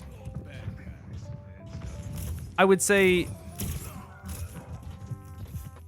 not looking to intrinsically pack the queen and instead looking to intrinsically pack the Genji maybe would have helped you there in terms of speed. But I don't think there's anything like that was just a rough moment. Everything happened really fast. And sometimes that happens. Well, we almost have a rally. I want to see how we use this. Like, dude, your Genji's half health and you're packing your queen. Come on now. Right. Like that's a simple fix, but I'm telling you straight up, like that is so important. It's a habit that needs to get broken. Now that you pointed out, I'm seeing it every time I do it. It's making me cringe. And that's just how like Diamond specifically is like there's one mistake that you just keep making and then you fix it and then you're a Masters player. Every single Diamond I've ever worked with, I don't know why that is, but that typically is how it looks. Honestly, right here, I would never want to flank on Brig unless they're like right where I'm gonna immediately flank, because like right now you're like 5 seconds where you're like no uptime, especially when you have rally. To be honest, I would just be looking to just engage with rally through the front line and even maybe stun Hog out of the ultimate. I don't like why do you think you're trying to go for the flank here, or is it more so that you don't really know why you just kind of did this? I mean, I was just seeing where everyone was mainly, and I was hoping there would be someone like right here in front of me, like the soldier, for example. I didn't really see he was all the way up top, but it was just not really a good play in general, honestly. I should have been on the exact opposite side of this wall by the bus on the other side. That would have been a better position. But in general, I was just trying to take it off angle, quote unquote, but it was a little bit too far, and they were too far away from me. It didn't really help. Yeah, and I mean, to be honest, I don't think I'm necessarily against trying to take an off angle of space. What I'm trying to get you to think is like, why would you do this as Brig? You wouldn't do it for yourself. You're more so doing it for someone else, right? Like if let's imagine you have an Ana and this is like instead of J Queen, you have a Winston. Like you're bringing your Ana over here maybe to find like a nade on the back line. Or maybe you're trying to support the Cassidy and get him an off angle on their back line. You know, like that I'm okay with, because then if they try to pressure you, you can rally back in. It's just understanding what Brig is trying to do as a character, I think will help you make this decision, quote unquote, more correct, if you will. Right. Okay. Like it makes sense as to what Brig is trying to do, right? Like Brig usually is trying to either just bodyguard someone around or take space for them where they don't usually get to take space because they can't really do it on their own. Like that's kind of what she does. She's like a mini tank that excels at like holding down one specific position to like open a window of opportunity for someone that needs it, which is typically like your aim characters, which I guess it's not really aim characters, but it typically ends up being that way. Gotcha. But yeah, right here it's like I built my rally and they didn't think I had it, so I think rallying here would be great. I just would have wanted to see a lot more initiative. I knew it was coming. I'm just thinking like if you can build rally and it's kind of a standstill fight like this, the rally is typically going to tip the scale over for you. Gotcha. Okay. Typically. And you should win this fight, honestly, because of it. I don't really agree with backing up here, though. I'm more so agreeing with let's run in. I mean, you got a, like, what is it, 500 HP shield to work with when you're rallied? If we just take initiative and get in the hit scans faces, they don't get to keep this angle and you will push through. Got it. Okay. So be more active with the rally instead of kind of backing up a little bit. Yeah, no, when you have rally, you should never be backing away, because backing away is going to give them more time to break your shield. And if your shield's broken in rally, like you're really just like a little bit better version of normal break. Right. So if you're going to rally, it's time to push or look for a stun on a key ultimate. It's not time to back up almost ever.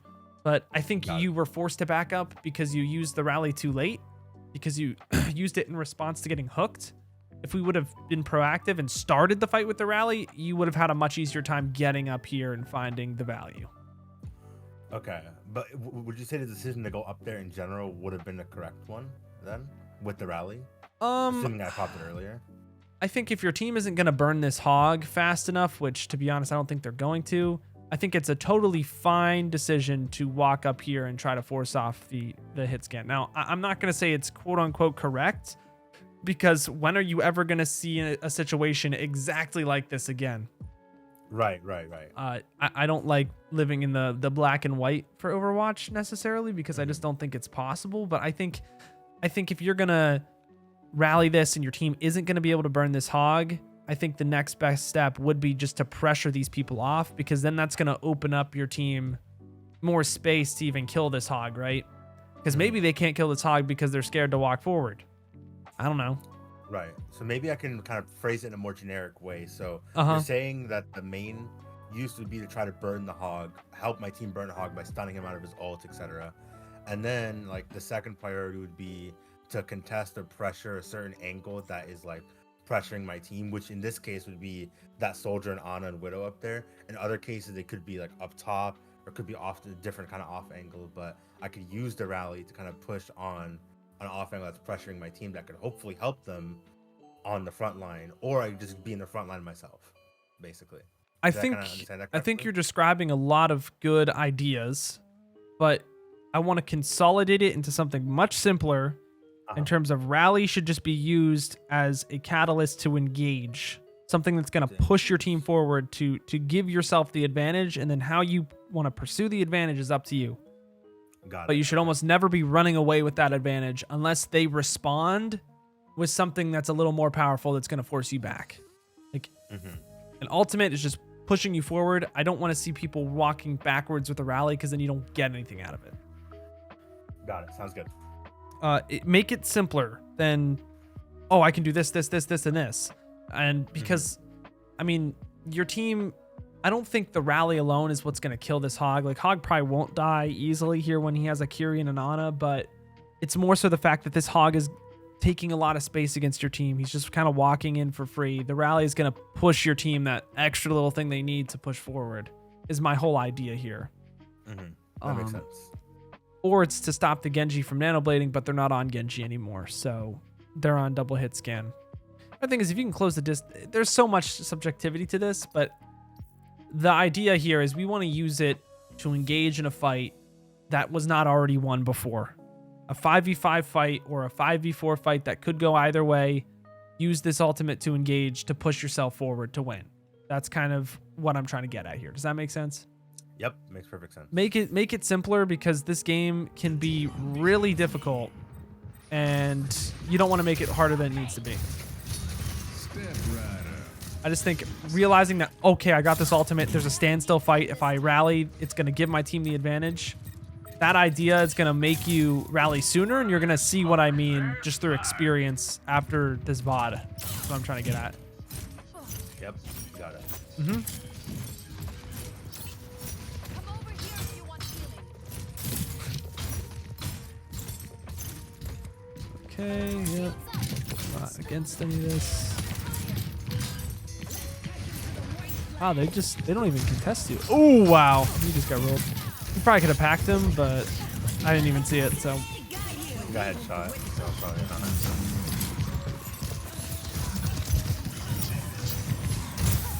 Yep, this is good. It sucks that he's not in LOS, but. Only thing I would say about that fight is just he died to a body shot, at least from what I saw. I don't think it was red. Oh, really? I would just say that the main problem here is that you're so focused on like trying to keep this queen alive with packs. I think once we fix the packing, and we're going to be looking to make sure, like, okay, asking that question every now and then, like, where's my DPS? Are they crit?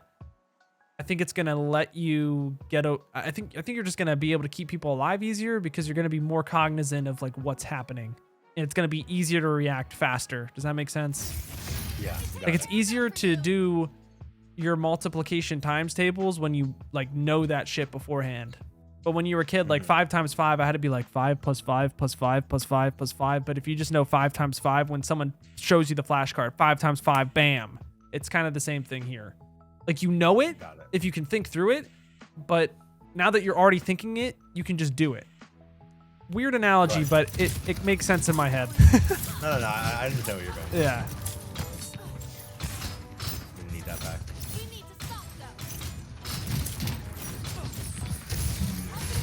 Yeah, I'm okay with those packs.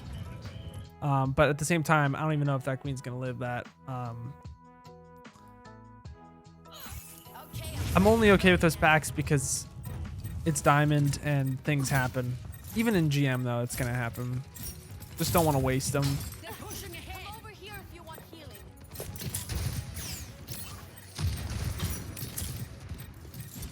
Here for you. Okay.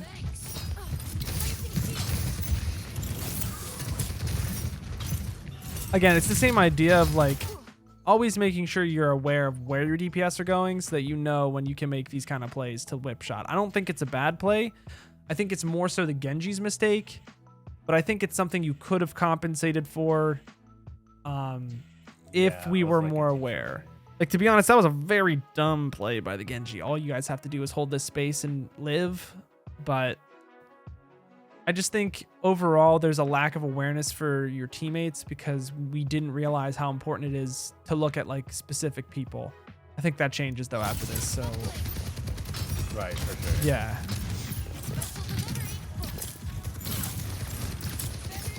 I do like that you went for the whip shot though. Like the inspire rate is not terrible, which is good.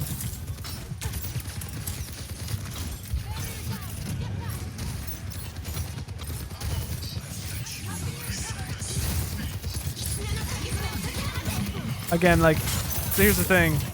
Our Genji is looking to blade, and we used all 3 packs on our J Queen. Immediately, this guy dies because he's expecting that he's going to have 3 packs for him.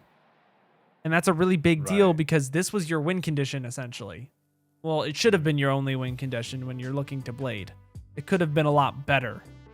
But we weren't cognizant of like, oh, this guy has all, he's probably going to want to blade. I'm probably going to want to support him with these packs. We were just thinking, okay, if my pack heals, I'm doing value. People don't get mad because my scoreboard rating is high. Different way of thinking about the fight. It's going to be a lot more beneficial. You still are probably going to win this fight because Diamond. See, that's good. That keeps him alive. It's maybe going to carry you.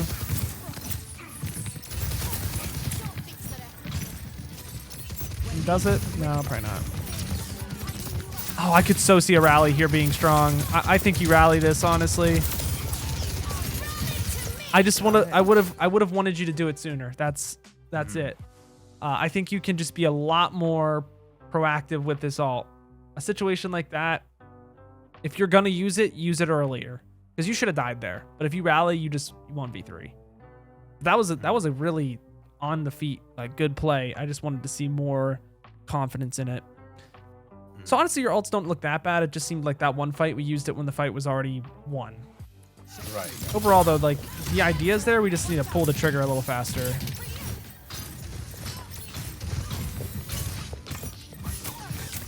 To be fair, I don't think we needed to rally that fight in general if we just played it better sooner and we had the Genji alive with the blade and we packed the right people, but it's important to see where we did the right thing.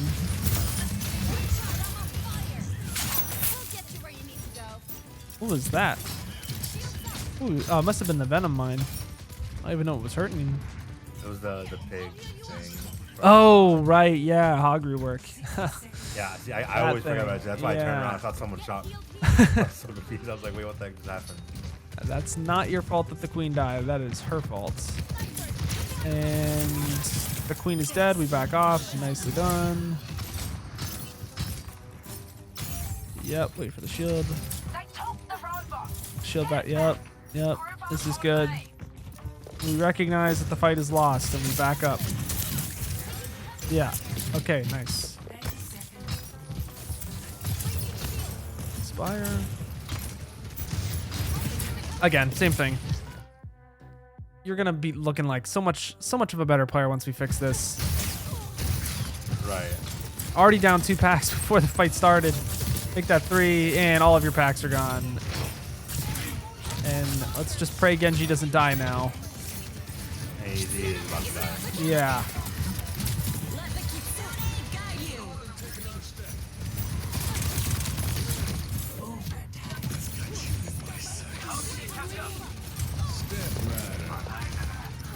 Yeah, this is a moment where you could have shielded him, but that's niche.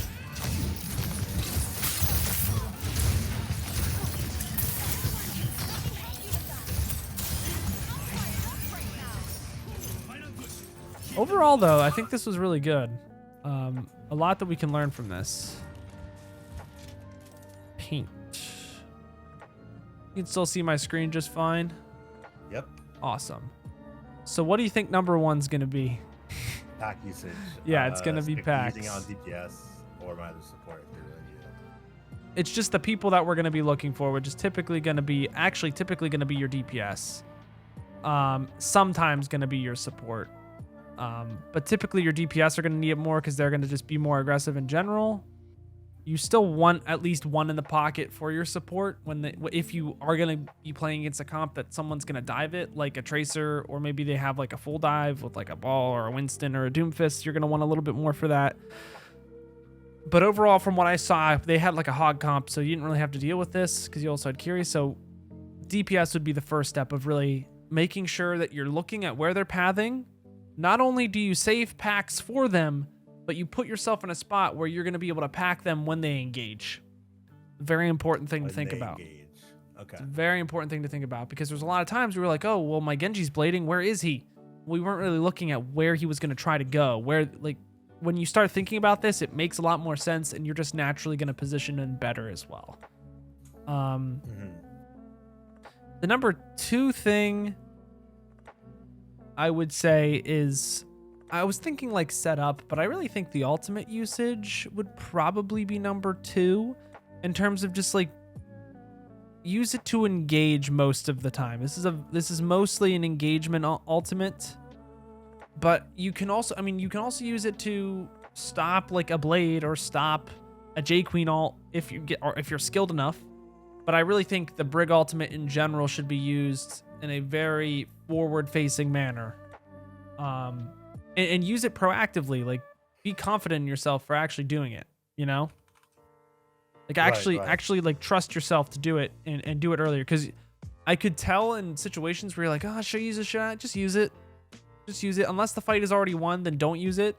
But you know that. I feel like you know that. You made one mistake and you never made it again. It was more so being scared that, you know, you were going to make another mistake. But still, number one is probably your most important. The packs, not packing your J Queen.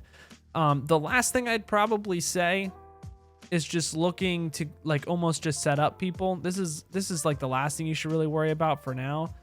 But it's like positioning yourself and taking space in a way that's going to allow the person that you're bodyguarding or just like puppying around an easier time to get their value and try to amplify them. This kind of works hand in hand with the packs. Which is why I have this at number 3, because I think you're going to get better at this just naturally, but it's something to have in the back of your mind just to think about when you're doing all this stuff. So I think it's then appropriate to really start by discussing like what really is the role of Brig in general. And throughout all the VODs I've done so far, this is like a topic that keeps coming up because I think it's just really important to talk about.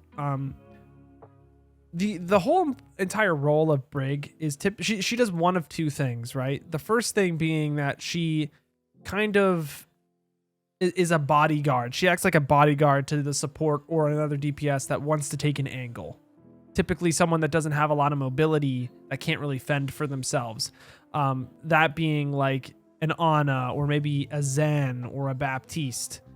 Or even like DPS like Cassidy or like someone that like a hit scan that wants to take an angle but like needs a little help to do so. Brig does a really good job of like allowing them that space.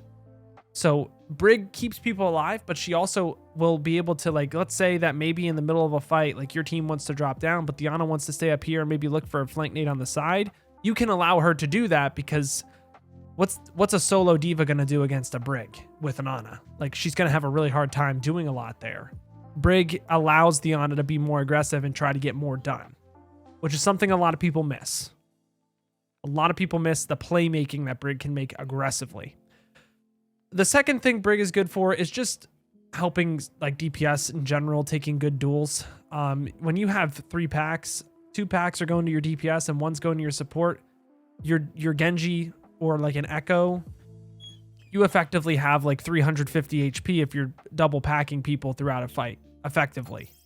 Because I mean, if they're if you're healing them effectively and there's nothing being lost, they have such an advantage in a 1v1. If you used to play Genji, I feel like you understand that one, like for sure.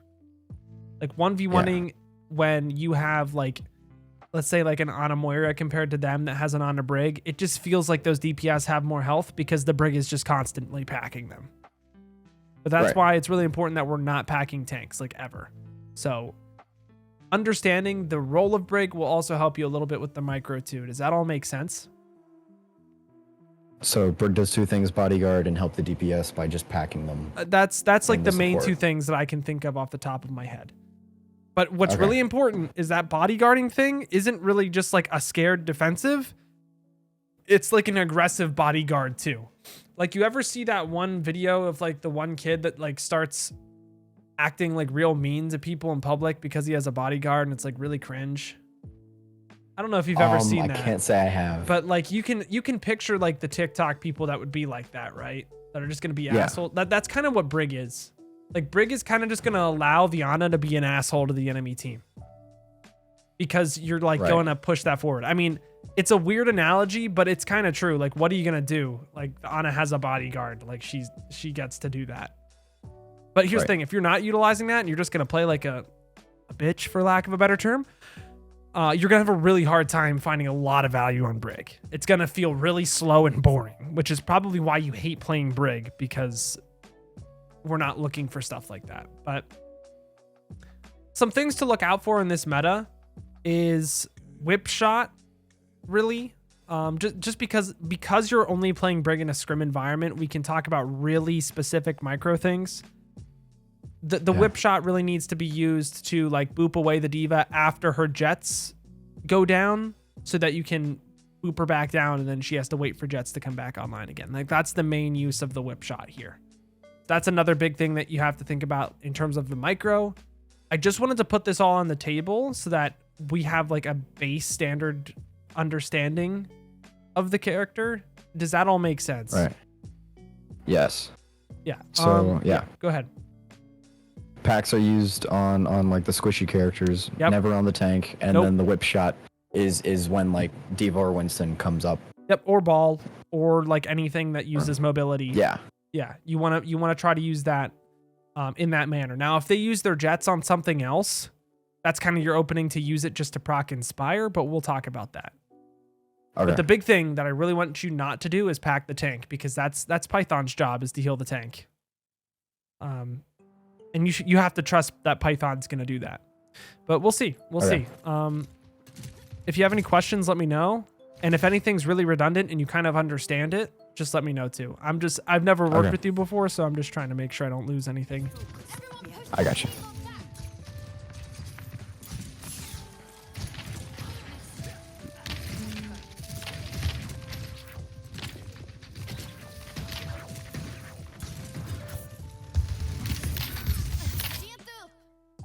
What is happening? Let me figure out here. How did two people die? I mean, Lucio's just I remember hearing the Lucio, and I was like trying to go and get a whip shot on him, so he didn't do that because he's been doing that all day. And yeah. Honestly, the problem I have here is just like a lack of like initiative being taken. Like like here's the thing, when fights like this, and I'm not trying to say this is like low level scrim, but you can definitely tell that there's like a lot of I don't think people exactly know what they're supposed to be doing on both sides. It's like pretty apparent to me. Just be like by how slow that fight kind of went. If a fight's ever going that long, like you could just say, hey Ana, like you want to like walk on this bridge here and look for an aid in the back line. I don't know, like have you ever played Ana competitive, like in ranked or anything? Like, I have not really competitively though. So I mean, something that could be even beneficial is just like trying to talk to your Ana and see like, what does your Ana really want to do? Like your Ana really wants to find a good nade, and it's kind of your job to like almost like tell her where to go so that you can find value. Okay. And especially like if you have a diva that's really going to receive the dive, I feel like you could get away with being a little bit more aggressive. To be honest though, like the Lucio flanking all the way around and Python not reacting to that also is concerning, I guess. But if this was a scrim that like mental was already a little boomed, like I can understand why that kind of stuff happens. Are we gonna get a touch? Let's see. We should. We should.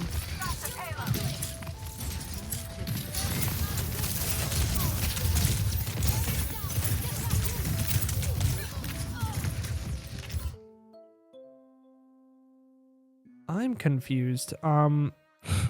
Not from you. I'm trying to see like what happened this fight. I really want to conceptually understand because like it seems like you're playing Brig really only for the scrim environment. I want to see what happened here. Because they like pretty much 5-man dove you and you got no peel from your diva, it looked like. Yeah. But was it because someone had to be on cart? Like your diva should be jetting on you right now. This right here is kind of a problem with your team because they kind of like walked into your trap and now you have them surrounded and people aren't converging right now, which is alarming. To be honest, like you should win the fight when they inted like this. But I don't know. Because I liked how you were aggressive here. You kind of forced them in a bad spot. They had to make a decision. But like, what? Where's the diva? Okay. I don't know. That's kind of on Storm because no one really needed to be on cart. You still had Tracer alive. At least it seemed. I don't know. That one I don't know. I don't really think that's on you and your diva could have like helped you there. Okay.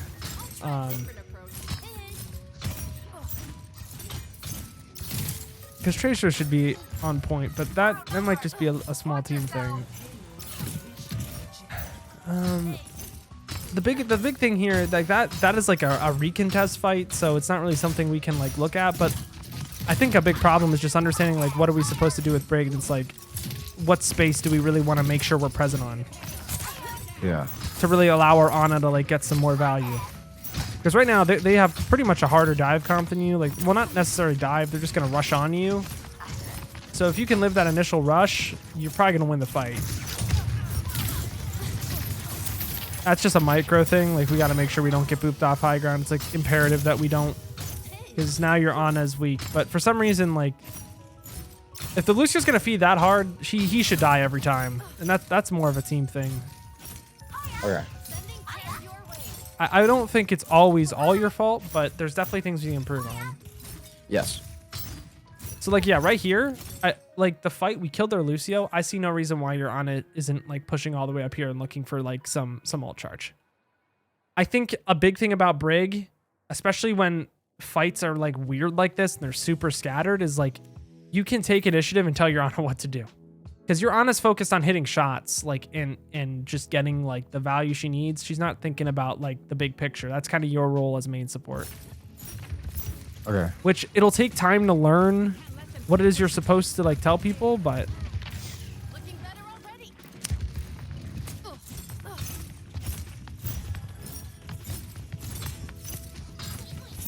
this is just so weird. Like, it's just a weird map. Okay, Lucio's inting again. Yeah. My big thing is like if this Lucio, like you said, is just inting all day, I think we just have to be really cognizant, because it's almost like Lucio's taking the place of what the diva is supposed to be doing. Right.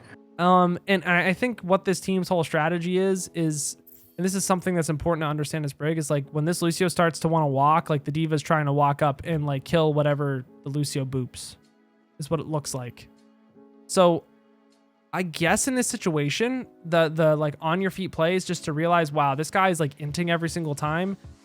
I would almost say to whip the Lucio away and then just like, so long as you live, you're probably going to win because your comp is just pretty much better too. But you're getting booped a lot by this Lucio because to me, it kind of just seems like you're so nervous about doing something wrong in a character you've never played that you're like missing the obvious. Right. Because I feel like you shouldn't be getting booped by this Lucio, and like you've seen him. You're just not like respecting him almost. Yeah. But somehow, like, Python's not dying for this. Like, the moment that you get booped off high ground, Python should be dead. Python looked a little bit too much at the Sojourn. I'm okay with you packing in this situation because Python's dead, but it doesn't really matter. This fight's gonna be over. Yeah. Yeah.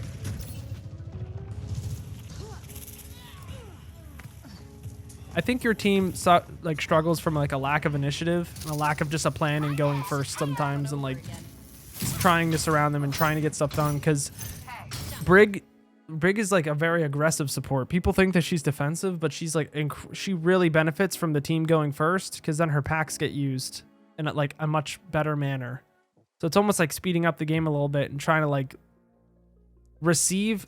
Realistically, they're playing a dive, or not a dive, a rush comp with the Lucio Kiri. Right. They're just going to run onto you. And the whole idea of dive is to kind of absorb this and then like surround the enemy and have angles on them when they don't have cooldowns, and then you win. But right now it's just kind of like they're coming in. Oh shit, what do I do?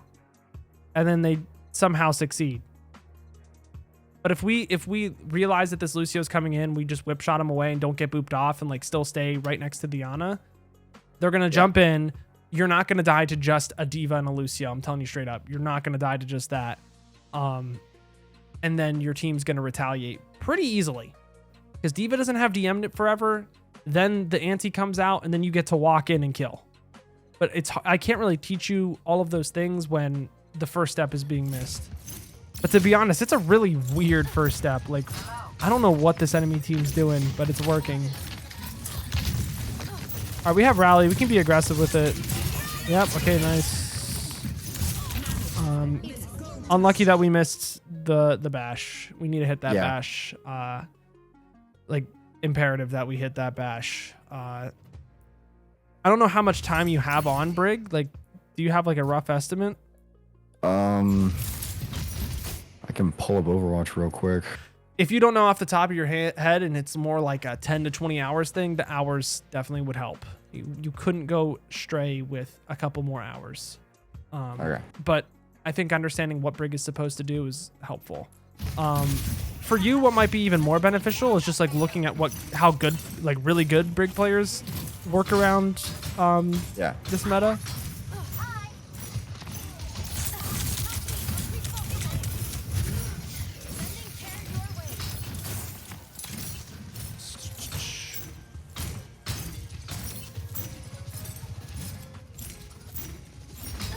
So again, the problem I have here is a lack of understanding of like, okay, where does your Ana really want to be? And I'm going to ask you this question. Where do you think Ana wants to get to? High ground on the left. Yeah, and why would she want to do that? More room to get a nade or to see our team. So you understand it. It's more so applying that to the character. Like this position, it's like, what is Brig really going to get to do? Like, yeah, you will keep the Sojourn alive, I guess, but the more important thing is to try to like pressure this high ground and then force them in the unfortunate position. And like Brig gets a lot of value, but you don't really see it firsthand, which is why I think she's a really interesting character. But yeah, right here, it's like, sure, you're keeping your Ana alive, but your Ana's effectively dead because her position is so terrible. Like, she's not going to find a nade. It's nearly impossible. Like, it actually just straight up is, because you're just going to get DM'd. And if this is the Greg I think it is, yeah, that dude's not going to let you get a nade. If that's the Greg, the inversions. Which, I don't know if that's Greg or not.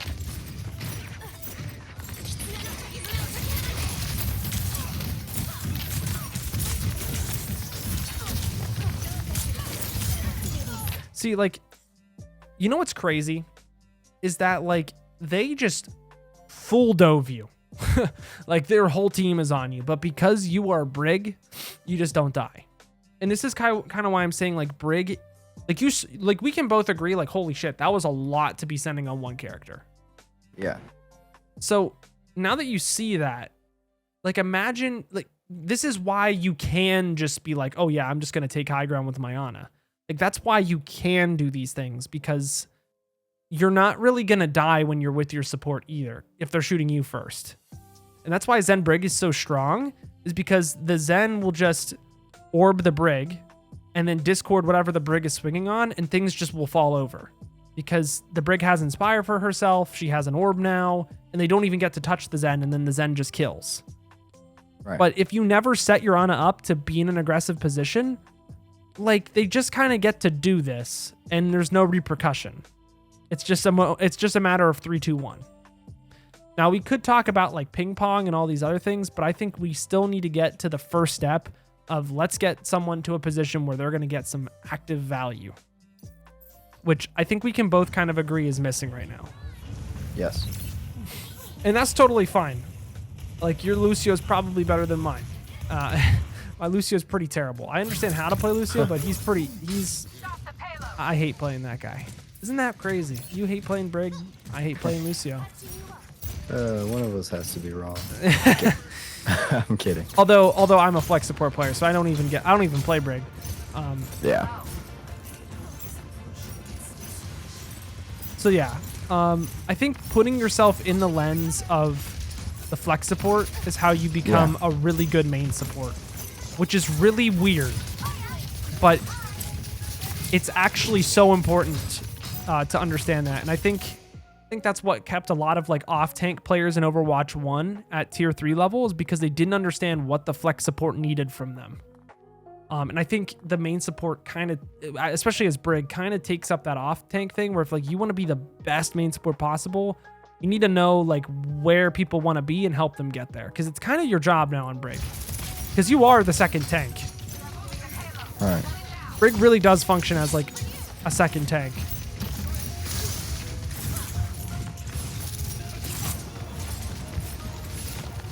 Yeah, and like here's the thing. When there's no pressure from another angle, whenever this Doom even wants to try to engage, because the D.Va doesn't have to even worry about Ana because she's in no man's land, like dude, homie's in spawn, they just get to do what they want to do and counter dive.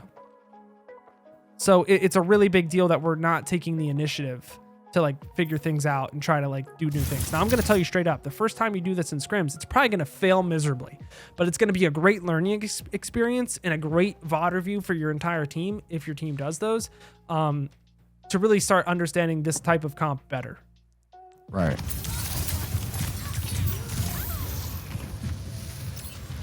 It seems like your team would be really good at Brawl, but Dive is just not their forte. I can see that. Like you guys are really good at sticking together and just following one dude around, but the moment it comes down to like diving, we just don't understand that like it's about surrounding and then converging, and setting people up on those like off angles. But Brig does a damn good job at that. She is a crazy good character. So here's the thing. Where do you think, well, I want to see how your team takes this, and then I'm going to ask you a set of questions to see like what you would think out of this situation. But let's see. Because honestly, your team, it looks like you guys have a good idea of how you're supposed to attack first point. Oh, God bless. You guys know what you're doing. Oh, what? That's what I said. What? I hate this game. I'm kidding. But it's just. Okay, dude. Thank you, Overwatch. Very cool. That's. Yeah. Yeah, I don't know, but I mean the right idea. At least you have the right idea. Is not good. You have the right idea of like you're supposed to whip the Winston. The problem is I couldn't even like really critique you on whipping the D.Va because we never took a position where the D.Va had to be scared of you. Right. So it's like you kind of were just. I'm not trying to be that guy, but just standing around. Yeah. Which is like normal. I think Brig's like a really hard character to understand, to be honest. All right, but you get out of it. That's totally fine. I don't think you need to be worried about packing people when they're like 10 HP down. Right. That's like a bad habit you got, but I think it's just because you don't really know what you're supposed to be thinking about when you're playing this character. I think that changes once we like finish this. But here, right here, it's like, you can be aggressive here. Like you don't have to peek even. You could just put your shield on this corner and then 3 peek and like look what's going on and like relay that to your Ana. Like you are the information source. You are the dude that really should be in front of the Ana most of the time. Because you want to be the first line of defense. Obviously that changes if like Tracer's flanking, but if you're more aggressive here, like the Winston doesn't get to just do that. When the Winston tries to cut you off, then all you do is walk up to Winston and then just whip shot him off. Then you break this bubble, And then your monkey doesn't even have to worry. He can just keep going. Just by being more assertive, you get a lot more done. I'm trying to really drive home that point because it makes a really big deal. Okay, I mean, that's good. Oh, well. In terms of the mechanics of not whipping a bubble, I'm not the guy to ask. I just know what you're supposed to do. The mind games around it, you'd have to ask like someone that actually plays Brig in scrims consistently. I know there's a way to think about it, but I don't remember what that is. Yeah, great job. Yeah, it's a real shame because you're really good at peeling for your Ana. Like, you're really solid at doing the job you're supposed to do when it comes. The problem is you're not putting yourself in a position where, like, you actually have to do it. And you should be doing it more. And if you're not doing it enough, typically that means we're not being aggressive enough as Ana in this instance, or the enemy team just doesn't know what they're doing. And you'll probably know what the case is when it gets there. Because to be honest, the right play here is to dive. They should be diving your Sojourn. Like, they shouldn't even be diving your support duo. Usually the Sojourn's the one that's a lot easier to kill here. Oh, she went for it. Like, right here, it's like, why are we backing up? Yeah, there. Like, I like this. The Winston just jumped in. Honestly, I'd be jumping in right now. I'd be walking forward and getting damage done. There's no need to be scared. Like, what are you going to die to, my guy? Like, why? Okay, here's the thing. Why aren't you pushing here? What is it that you're scared of? I don't want to die. I think you don't want to die, or you're scared that if you go forward, your Ana is going to die? I'm scared if I go forward, I'll die. You're not going to die, brother. You got a 250 HP shield. You have 200 health. You also have Ana pumping heals into you. A nade on the way. And Inspire. You're not dying, dude. You're not dying. Trust that Python's got you. Okay. If you die, it's probably Python's fault. Or you push too far because you're a barbarian, but you'll know that. Right. Like, I don't know if I've ever played you at Penn State, but like back when it was ball meta, we were so good at ball meta. That was our shit. Memory, he's a Chinese contenders player. The biggest thing, like every single time, like whenever me and then my Brig wouldn't be walking in, he's like, what the fuck? Don't be pussy. Walk the fuck in. Don't be pussy. Like, he would just get so pissed at us, but it's so real. Like, just don't be a bitch. Just walk the fuck in on Brig. Trust me, you'll be fine. If you die, and it was my fault if Ming, who was our Brig player at the time, was dying, because it was probably that I didn't have an Orb of Harmony on him. It's the same situation here. If you die, it's probably because the Ana missed a shot on you.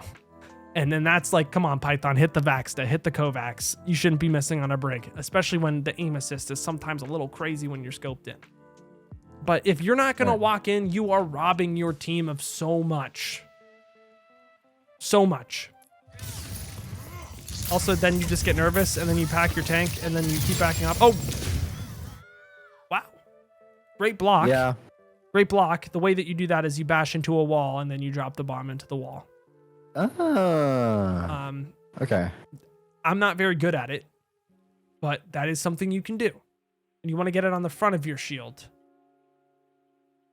Or the side of it so you can drop it. There's videos out there about that. But it's the same thing as Reinhardt's. You've ever seen a Reinhardt be like, oh shit, the pulse bomb, and then he whips it into the wall and it's like a clip? It's kind of what you're supposed to do with the pulse bomb. I'm not 100% sure on that, but I know that that is possible. And I can try to look up a video to help you with that. It's just crazy. If you walked earlier there, you probably would have won the fight sooner, and then they would have never been able to dive again. All right. You also have a really bad tendency now when you get heated, and like not heated, you get like nervous to just start packing things for no fucking reason. Like, dude, these two people are full health. What are you packing them for? You know? But it's like something you're not thinking about because it's like, holy shit, I'm getting dunked on. Everyone has their ult and I'm at 52%. I've been there. Trust me. But when we replace these thoughts, life gets a whole lot better. Are you scrimming tonight with your team? No, scrimming tomorrow. All right, well, tell me how the scrim tomorrow goes. And I want to see if this helps at all. If it doesn't, we can talk again. Okay.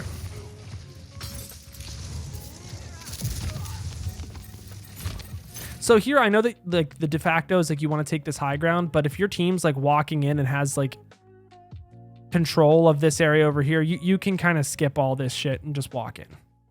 Okay.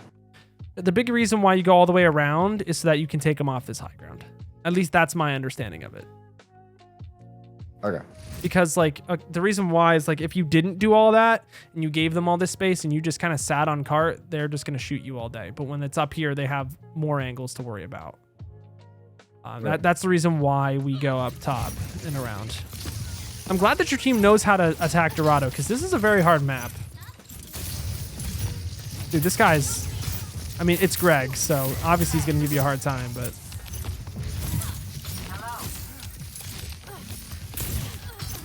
The other thing is, like, if the monkey has a bad jump and he doesn't really close the distance on you, I think holding on to the whip shot is totally fine to make it even easier for you to not miss it. I think that's okay. Don't quote me on it. I'm not a Brig god, but... Man, like, why the fuck are you scared, man? Sorry. No, I'm not mad at you. I'm just like, damn, like, you don't need to be this scared. I like, understand. Like, dude, why get off the cart here? Like, there's just no point. Like, it's also that you're scared that your Ana's gonna die, but it's like, dude, if someone miraculously jumps all the way back here, we got some fucking problems because your front line is like Penn State's offensive line. Like, holy shit, nothing, everything is just running through it. There's no way that someone's gonna jump all the way back on your Ana.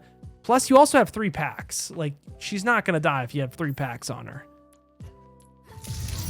You're gonna lose the fight because of this. That's fucking wild. Wow. Yeah, and then we packed the monkey instead of the soldier. Yeah. All right. Yeah, you just need to be more aggressive. But it's also not. Oh.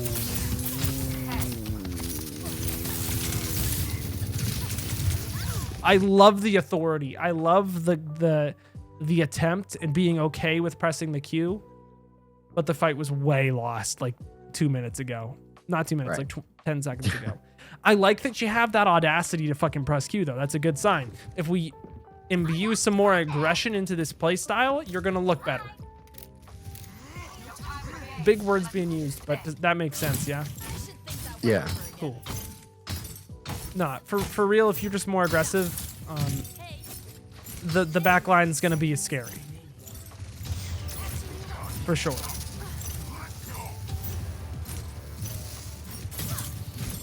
See, your Ana even's like, hey, I want to take this high ground. Like, can we try to, like, take advantage of this, control it? You need to be, like, on that. You need to be thinking that before the Ana even thinks that. And stop wasting your damn packs.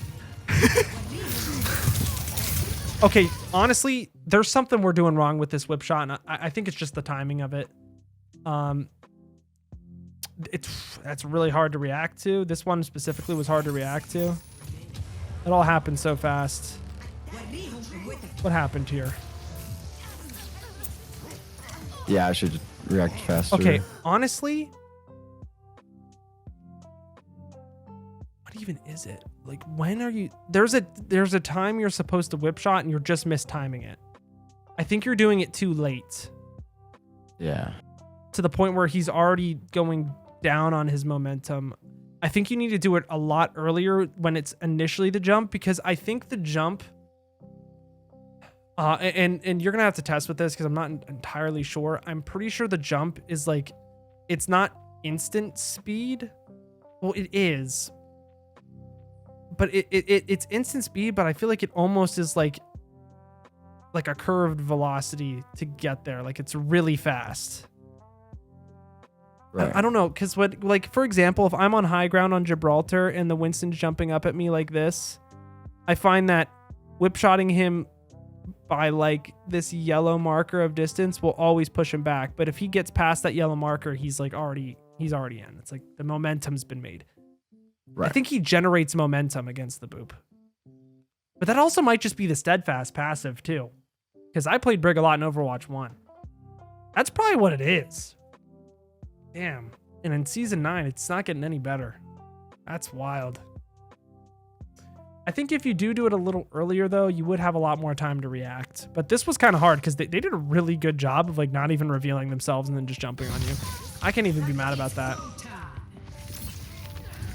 I could be mad about the last fight that you lost though, because, well, Because I wasn't aggressive. Yeah. we weren't aggressive enough. Yeah, we weren't aggressive. Now here's the thing: you're gonna be like stupid aggressive when you're playing with a Zen. With Ana, it's more about aggression in the sense that you were setting her up to find an angle and a nade, and then you're really gonna lock down that position. It's not just ooga booga aggressive all the time. It depends on who your support is playing with. But I want you to play around with the idea that like Brig isn't just a bodyguard, she's a playmaker.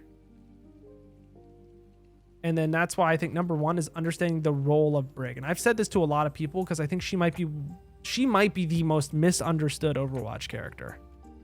Brig. She's really strong, but you really need to know what you're doing and like how you're supposed to set her up. The second thing I would say is just like packs. Make sure you're cognizant of these.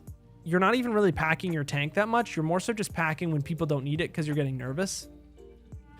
And then the last one is there's a Brig code I can give you. Do you know what Brig code I'm talking about? No. Okay, I can get it for you. I don't know exactly what it is. I'll put it in the description if I remember to this video. There's a Brig code that can help you practice whip shotting different things. And I think that's going to help you with the Winston. If you practice that. And also just movement in general. Because I think getting some reps in on like the niche mechanics of Brig will help you out a lot. Holy Shift Kid might have actually made a Brig code too. I'll have to look that up. But I know there is a Brig code because there was a period of time that I was scrimming Brig for like 2 weeks. And I relentlessly was practicing the Brig code and it helped me out a lot. That's why I'm saying usually it's a bad thing, but in ranked, like you have to be adaptive. Like right off the bat, I'm just gonna highlight it this whole time. A pack on a dude that needs 20 healing, just get Inspire up, just whip shot something. But yeah, okay, I like that we're taking the Ana to. I mean, this is ranked, right? This isn't a scrim. Yeah, this is. Yeah, ranked. I mean, this isn't terrible. Usually, you'd want to just have your Ana sit in the middle and just like play to build nano, but that's an Umbani thing. But general principle of trying to get your Ana in a good spot here to maybe find a name, maybe find some damage. This is good. Like this is what Brig should be doing. And I think this is the first player out of the entire series that understands this concept and goes for it off the bat. Maybe because you play flex support. Yeah, but this is what we want to stuff. see. This is what we want to see in a Brig player. Maybe not swinging out this far, but I don't mind this idea.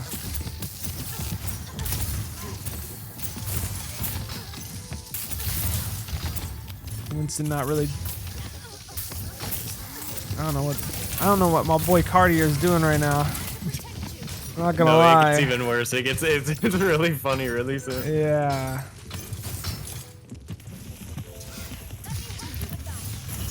Again, definitely like in situations like this, like you know there's a monkey right around the corner, just like go up and whip shot him, go up and like hit him with a melee. When people are down 20 health, don't waste a pack. Try to proc that Inspire out of that. Yeah. Your team definitely should not be fighting up here. Like, at all.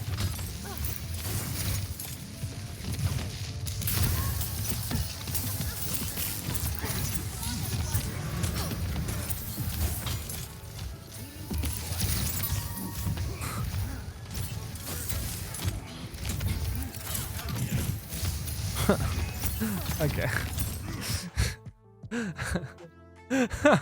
That's the state of support now.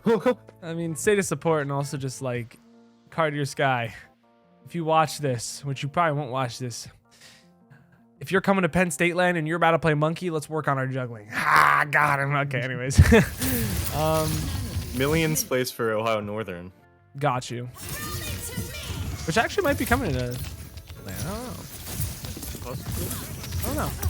We shall see. There are other problems that I'm seeing. Oh wow, that was a choice from Zen. That was a choice. That was a choice. So I have a question here. Yeah. Should I be still on the high ground? I know the drop was questionable, but I really wanted to Nah, just I chase think you that should be life. high ground. I think you should. You can drop. That's fine. I think it's a question of like. You're still gonna be inside of your Ana. Realistically, like whenever a fight starts to break out, you need to like be aggressive. Like you can't just sit around and do nothing. I like the aggression. I think you need to walk in, and your support. You also need to do it in a way that your support's like also going to be kind of walking in with you. But I think it's where I can still pack if needed. I mean, yeah, but like she should be like on you. The reality of it is though, is that like when Cartier Sky wasted jump and didn't have a jump to really get on Urana, and Urana could always just drop. There's nothing like an echo or anything that's really going to jump Urana. It's situational, but what I'm going to say is I wouldn't focus on the stuff that you're necessarily focusing on right now. I'm thinking like pack management is really important. Number 2 is like when you're playing against a Winston, you're a diva and like a ball, make sure you're saving your whip shot to like whip shot their jumps, whip shot their slams, whip shot after their jets expire. Because then that'll open you up to actually walk effectively earlier. Those are the problems I'm seeing now. Like the walking forward here, I think it's fine, but I also think like you're playing against someone on their off roll, whatever this tracer is really doing. They have a life weaver. It's not their comp isn't exactly good, and yeah, it's not meta by they any don't means. exactly have players playing their main roles either. So you are going to get away with a lot of stuff that you shouldn't get away with. True. But maybe Cartier is playing Winston now. I've heard things. I've heard things from the Amarillo team. Maybe a little swap. Perhaps. Yeah, they're gonna play this corner hard as fuck. It's annoying. I don't think you should be the one on cart. I don't think your Ana should be the one on cart. I think your Tracer should be the one on cart, honestly. And then you should just take high ground with your Ana once this corner opens up. I would call for the Tracer to come back, but this is not a perfect world, and you already got a pick. Your Doom's doing fine on health. Maybe it's okay to try to just push the envelope and let them handle it a little bit. Dendrite was cooking. Like, Dendrite and Core were actually, like, cooking. They were not, like, overextending so far. It was insane. Okay, back up. Wait for the jump from the Winston that you know is coming. See, that's the type of shit, though, that I need to see every single time. That was the first time you did it because it was like, oh, shit, this guy's nano. Now I need to do it. Do that shit every single time. It's super important. Is the nasty play incoming? No. No. That happens later. See, I like this. Okay, no pussy shit. Just walk in. Maybe not walking in still, but I like that you walked in initially to get this guy out because there was no like this walk in. You know what? Fine. Dude jumps out. I think if you wanted to bash, you should bash for mobility to get more space. I don't think we Jace. Yeah. Overall, though, like the Brig play ain't looking too bad. It's not looking horrible. It's actually decent. Probably, I mean, obviously the best Brig was here. I mean, this was just questionable. I kind of funneled myself into an area. Overall, though, having aggression on Brig is better than being, for lack of a better term, a pussy on Brig. It's much better. True. You should never really be scared on this character. You have 200 health with a 250 health shield, plus Inspire. You really shouldn't be dying all too frequently. I would just like in these situations like to not be on payload and just try to find areas for your Ana, but it's a little bit of a I don't know. Hold on, let's bring this back. That's a little bit of a nitpick. I totally should have been dead there. Yeah, you whip shot it a little too early, but at least you bashed back into your Ana so she could help you. Yeah, I was cutting it really close there. Now we have Angry Monkey. Is someone calling me right now? What is my phone doing? Okay. Some dude. Poor asking grandma's random about shit. to die. Wait, what the heck happened here? Okay. Initial pack was probably not needed right away. Then they sojourn ults. Yeah, she's not living that. Nothing you can really do JFK'd there. from the side. Yeah, for real. You're not winning that fight. They used 2 of their best ults. They literally used their best 2 ults for this comp. For this comp, I should say. Right now, your job is to stay alive, not be found. You should really die here. Like, I don't know how Cartier just kind of forgot that you're here. That's wild. The That's object wild. permanence is not developed yet. Not yet. Oh, that's rough. Wait. Like, this is why season 9 is so needed. Like, what? Yeah, a little bit. What is bit. Blaze doing? Like, you just heard the whip shot and you saw it fly past your screen, and you are not turning around. I mean, practically ate that and just didn't see it. I think the whip shot's all you need. I don't think you need a bash onto her because she's just gonna bash, like, she's just gonna sit there and then TP out. I'd rather you like almost bait her to TP and then bash back into her and try to get the kill. That's like a small micro thing. Don't need that pack. Realistically though, I feel like on control points, you were like really good about knowing, okay, where does my Ana want to be? Where should I set up my Ana? And now that there's a payload involved, you're just kind of defaulting to, whatever, support on payload. Yeah. And when you think about it, like, Brig is playing in a comp where you always want to surround the enemy. And this makes escort really hard because you have to like envision where you think the fight is going to be and then set up your Ana accordingly. Like, the next fight is probably going to happen right around this circle. And I'm streaming my screen. Like, you can see this, right? Yeah, no, I'm watching. Okay, just want to make sure. Like, this blue circle is probably where this next fight is going to happen. So if it were up to me, I'd probably have like my Tracer on cart.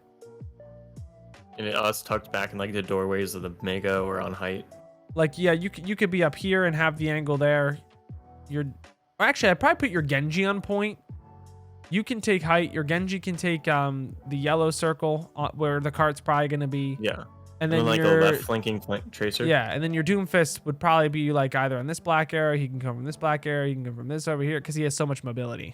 And that's where your Tracer he can go anywhere. And then you'd want to like force them on a cart ideally, and then probably find their Sojourn because that's the easiest one to dive. But like when you sit on cart and 3 people are sitting on cart, you're just not playing the comp right at all. I think it's okay to have 1 person on cart because you're probably going to have to take 2 fights anyway. Yeah, because the last point stalls in this map are kind of cancerous. It doesn't really matter. Like three people isn't going to change the fact that the next fight is happening probably at this corner.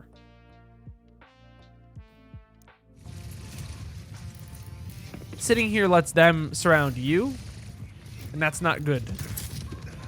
Yeah, it's about taking the angles and pressuring them from multiple areas. Cartier's on fucking Roadhog.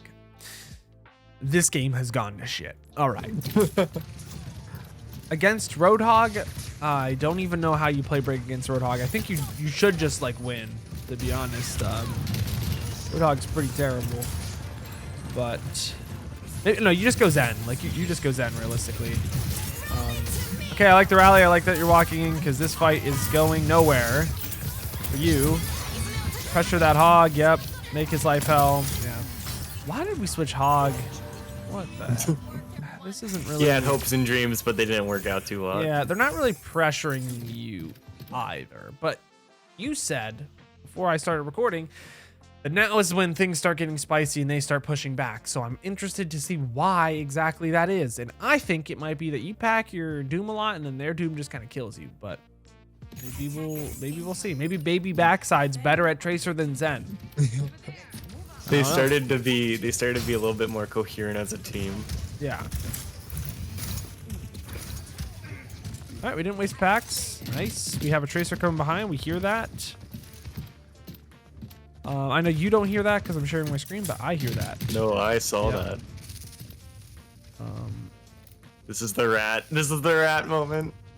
Honestly, this is fine to rat though because you killed their Doomfist. If you didn't kill their Doomfist and you're this far away from your This Ana, is throwing. it would be a problem. But the fact that Doom is dead and the push is effectively over, honestly, this is fine. Oh, this is. Oh my god, Baby Backside just got put on his back, for lack of a better term. That was never gonna really happen ever again, but oh no, never again. But like, fuck it, I'll take it. Remember, Shield Bash does not stun. Does not stun. Yeah. I'm not gonna lie, I was playing like it did for a moment. Shoot. Okay, 3 packs unnecessary. 2 packs you're good. 1 pack you can get away with Inspire. You just wasted all of your utility. Your team should probably lose this fight, but you're not going to. No, maybe you will. We do. Maybe you do. Because now you're gonna have to wait the whole game to. At least you tried to whip shot the Doomfist that time. That's new. But yeah, you just don't have. Now you just don't have the packs when you actually need them. They engage again. You lose. Pack management. Yeah, you were right there. Yeah, pack management, so important. And it's you get only so few of them. Yeah. Like, come on, read that. Take a deep breath. You got this. It was the worry. You see that giant flash and caution sign, and you're like, oh no, I'm doing something wrong. Yeah, no, you're chilling. I understand you. It's a hard thing to do, but like, pack management, very important. Homie just wasted 2 packs. Now the Genji, yeah, now they don't even get to go in. But okay, I like the aggression. That's gonna salvage what happens. See, that's what I'm saying. There's 2 parts of Brig. It's the aggression and in the packs. You salvaged it, but higher level teams, they don't let you get away with both. Yeah. You have to just be get on. a little bit more punished. Ooh. Sometimes you get a little bit too aggressive, but I'd rather that be the problem than not aggressive enough. Because there's people out there that will say that Brig is a defensive character. Come on now.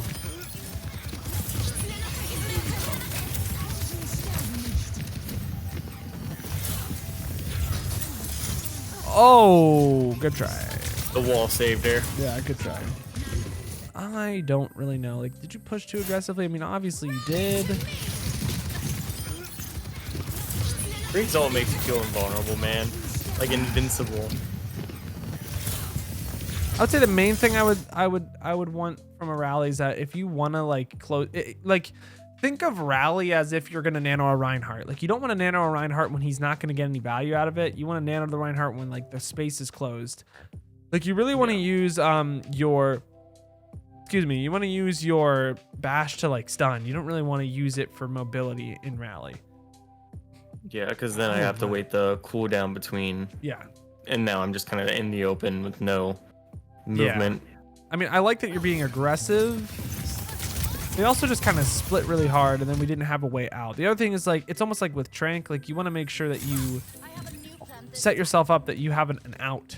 You're not just gonna like be in the middle of like 5 people after the Trank is done. You want to make sure that you're like actually gonna be able to play the game. Same thing with rally. The moment you leave rally, you want to make sure that you're at least somewhat safe. Double packing the Doom. I get that you are the only support right now, but I think you could have gotten away with Inspire. But maybe that's nitpicky. We're packing someone that's got full HP. Gotta stop doing that. I'm gonna keep calling you out on it because it's such a big deal. That is something I knew I was gonna get flamed about. Triple packing. Whoa! Holy shit! My guy, it's a tracer. He doesn't need that many packs. God damn. Look how long it takes to get in pack, and now we're packing critical Doomfist. side, man. It makes me nervous. Yeah, well, it's a bad habit, and it needs to be fixed if we're gonna be god gamers. True. And it's a brain thing. It's not even like a name thing. So, right here, what do you think my problem is? Not taking high ground fast enough. Well done. To be honest, though, like now it's too late because now their soldier gets like space to just shoot your Ana off the high ground and. Oh, so what you can do is I'm pretty sure you can put the pulse bomb in a wall and drop it. Pretty sure that's a mechanic. Might be wrong. I think I forgot to. You can close your shield, I think, and then like drop the bomb. My brain like fogged up, and I was like, I don't know what to do, man. Hey, I mean that's a harder thing.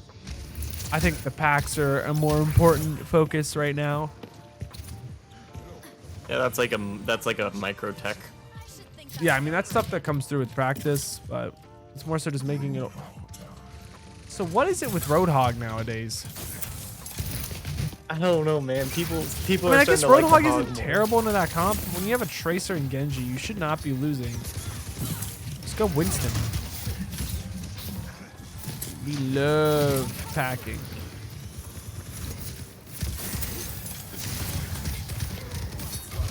Truck stop. Go.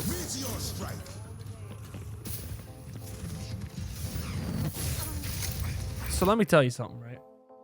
When you shield with Brig, you block the doom damage, right?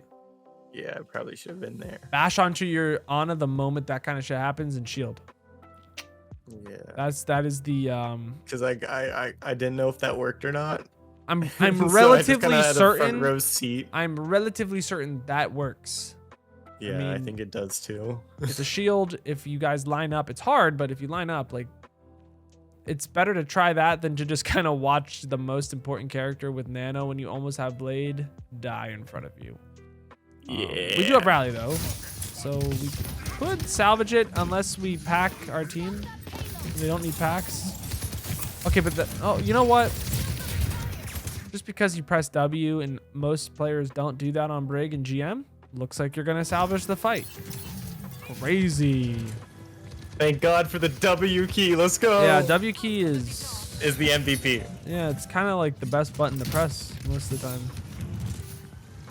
Just I would love to, overwhelming like, here's the thing, like, they lost their Doom. I would love to just, like, see you 3-peek this wall and look for a whip shot so you don't have to waste packs. Like, get that Inspire out. Oh, they're on Hog now. It's a Hog battle. Should I treat Inspire kind of like JQ's version of Bleed? Just proc it as many times as I can, as often You as should I can. proc it pretty damn often, but the other thing you have to worry about is that if they have a Winston or a Ball or a Diva, you need to use your whip shot Save to the keep your whip. team alive. Now, if you're playing against a Hog, just fucking whip shot. I don't care. Like, you're playing against this dude, just whip shot that hoe. Whole game. Get that Whip Inspire that hoe. up. Like, but there's, obviously it's situational. Stop packing this goddamn Hog. It's been 6 packs. All right. Yup. Yup. Yup. Damn. All right, that won us the fight. You actually really didn't do anything. Mechanically, you didn't hit anything with the rally, but because you pressed W, Every left click. because you pressed W, you made the enemy team respect the pressure. And why are we packing this dude? Why? Man, like, that shit is gonna lose you games, brother. Like, you packed your Hog 3 times, then you packed your Genji when the dude took no damage and was about to receive a nano, and then your Ana died in the backline. Whew. I'm just saying, this is such an important thing that you do not do. Like, it is so, I mean, I do this shit too. That's why I don't play Brig. But I'm saying, if you want to play Brig, this is shit that you gotta fix. Because it is. Yeah, if I had my packs here, I could have at least saved or delayed Ana's death. Yeah. Maybe giving her enough time to look for a sleep dart. I mean, that's truck stop 33. That's the GOAT. No, he went hard. Like, this Ana went hard this game.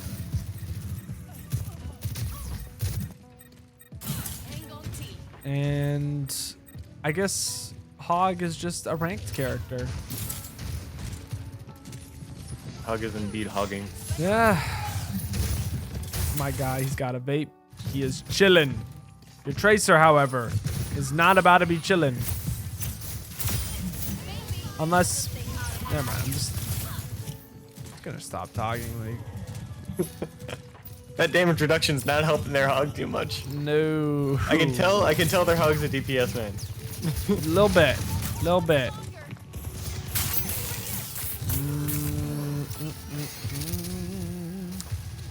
Hog has breather. Where would you try to set with the Ana on this point? Like, do you do the back stairs? Like, you see Hog's, like, rear end? Like, if you draw a straight line, like, kind of to the left of me, if you draw a straight line back, there's that little cubby that leads to that one room. Is that kind of where you want Ana? Well, I mean, here's the thing, right? Like, what is Ana even scared of? You don't even really need to worry about Ana. There's nothing that's going to jump on her anymore. That's why it's okay to be even more aggressive, and almost like, at that point, it's like you can be aggressive, and usually you would support your, like, hit scan or something, but you have, like, 2 flankers. So realistically, you're just, like, playing off the Hog hook and then just, like, doing as much damage as possible to whatever he hooks. Yeah. This is We're not running where a dive comp, but with a road hog. Yeah, and I wouldn't really be running Break here. I'd just run Zen if they have a Hog and just make their Hog's life miserable. That's probably what I would do. But Brig is good because you pack the DPS. But we're not doing that right now, so it's like a little bit almost of a troll. Yeah, like you want to pack your DPS and, like, let them be aggressive. My guy, you have an Ana, and you also have breather. That hog should not die. Unless he gets antied, which he just did. I like the idea. I wish it worked, but I don't think you can actually hook the hog away or whip the hog away from his hook ever. Like I genuinely should don't know be if it's able possible. to. It dragged the Ana like another 10 feet. Yeah. Like. Wow, you guys are actually about to stop this. The rally comes in. We wasted 2 packs, which makes it a little bit concerning. Wow. Wow, they are really, really bad.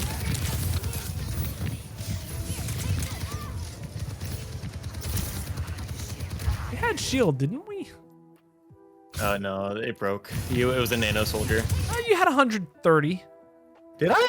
You had Oh, shit, 130 I when did. he shot you. I did not think so I had one. Definitely could have prolonged that a little bit. That's a mechanics thing.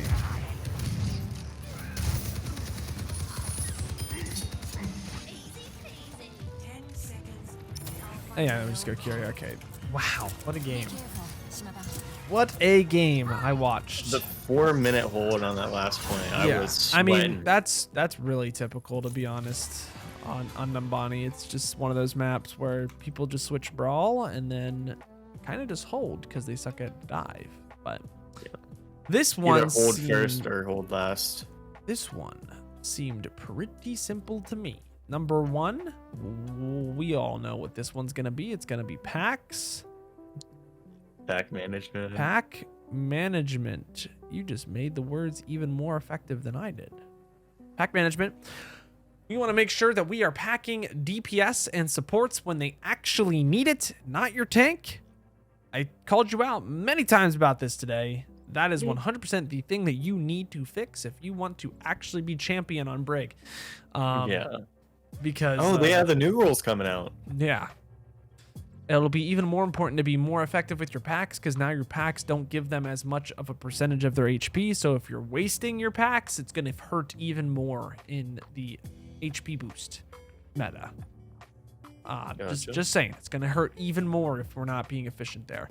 The number 2 thing I'm going to say is tempo with your whip shot, which I know we didn't really call out. But the main idea, what I'm trying to get with this, is that you want to make sure that with your whip shot, like the whole idea of like save your whip shot for that Winston jump. But then when you're not saving that whip shot for Winston jump, now we're going to look to use it as a way to generate inspire so that we can help our pack management. Yeah, Answering that question. Answering that question of like, you do want to proc it, but you want to balance it with like, what is the Winston doing? What is the Diva doing? What is the Ball doing? What is the Doom doing? Stuff like that.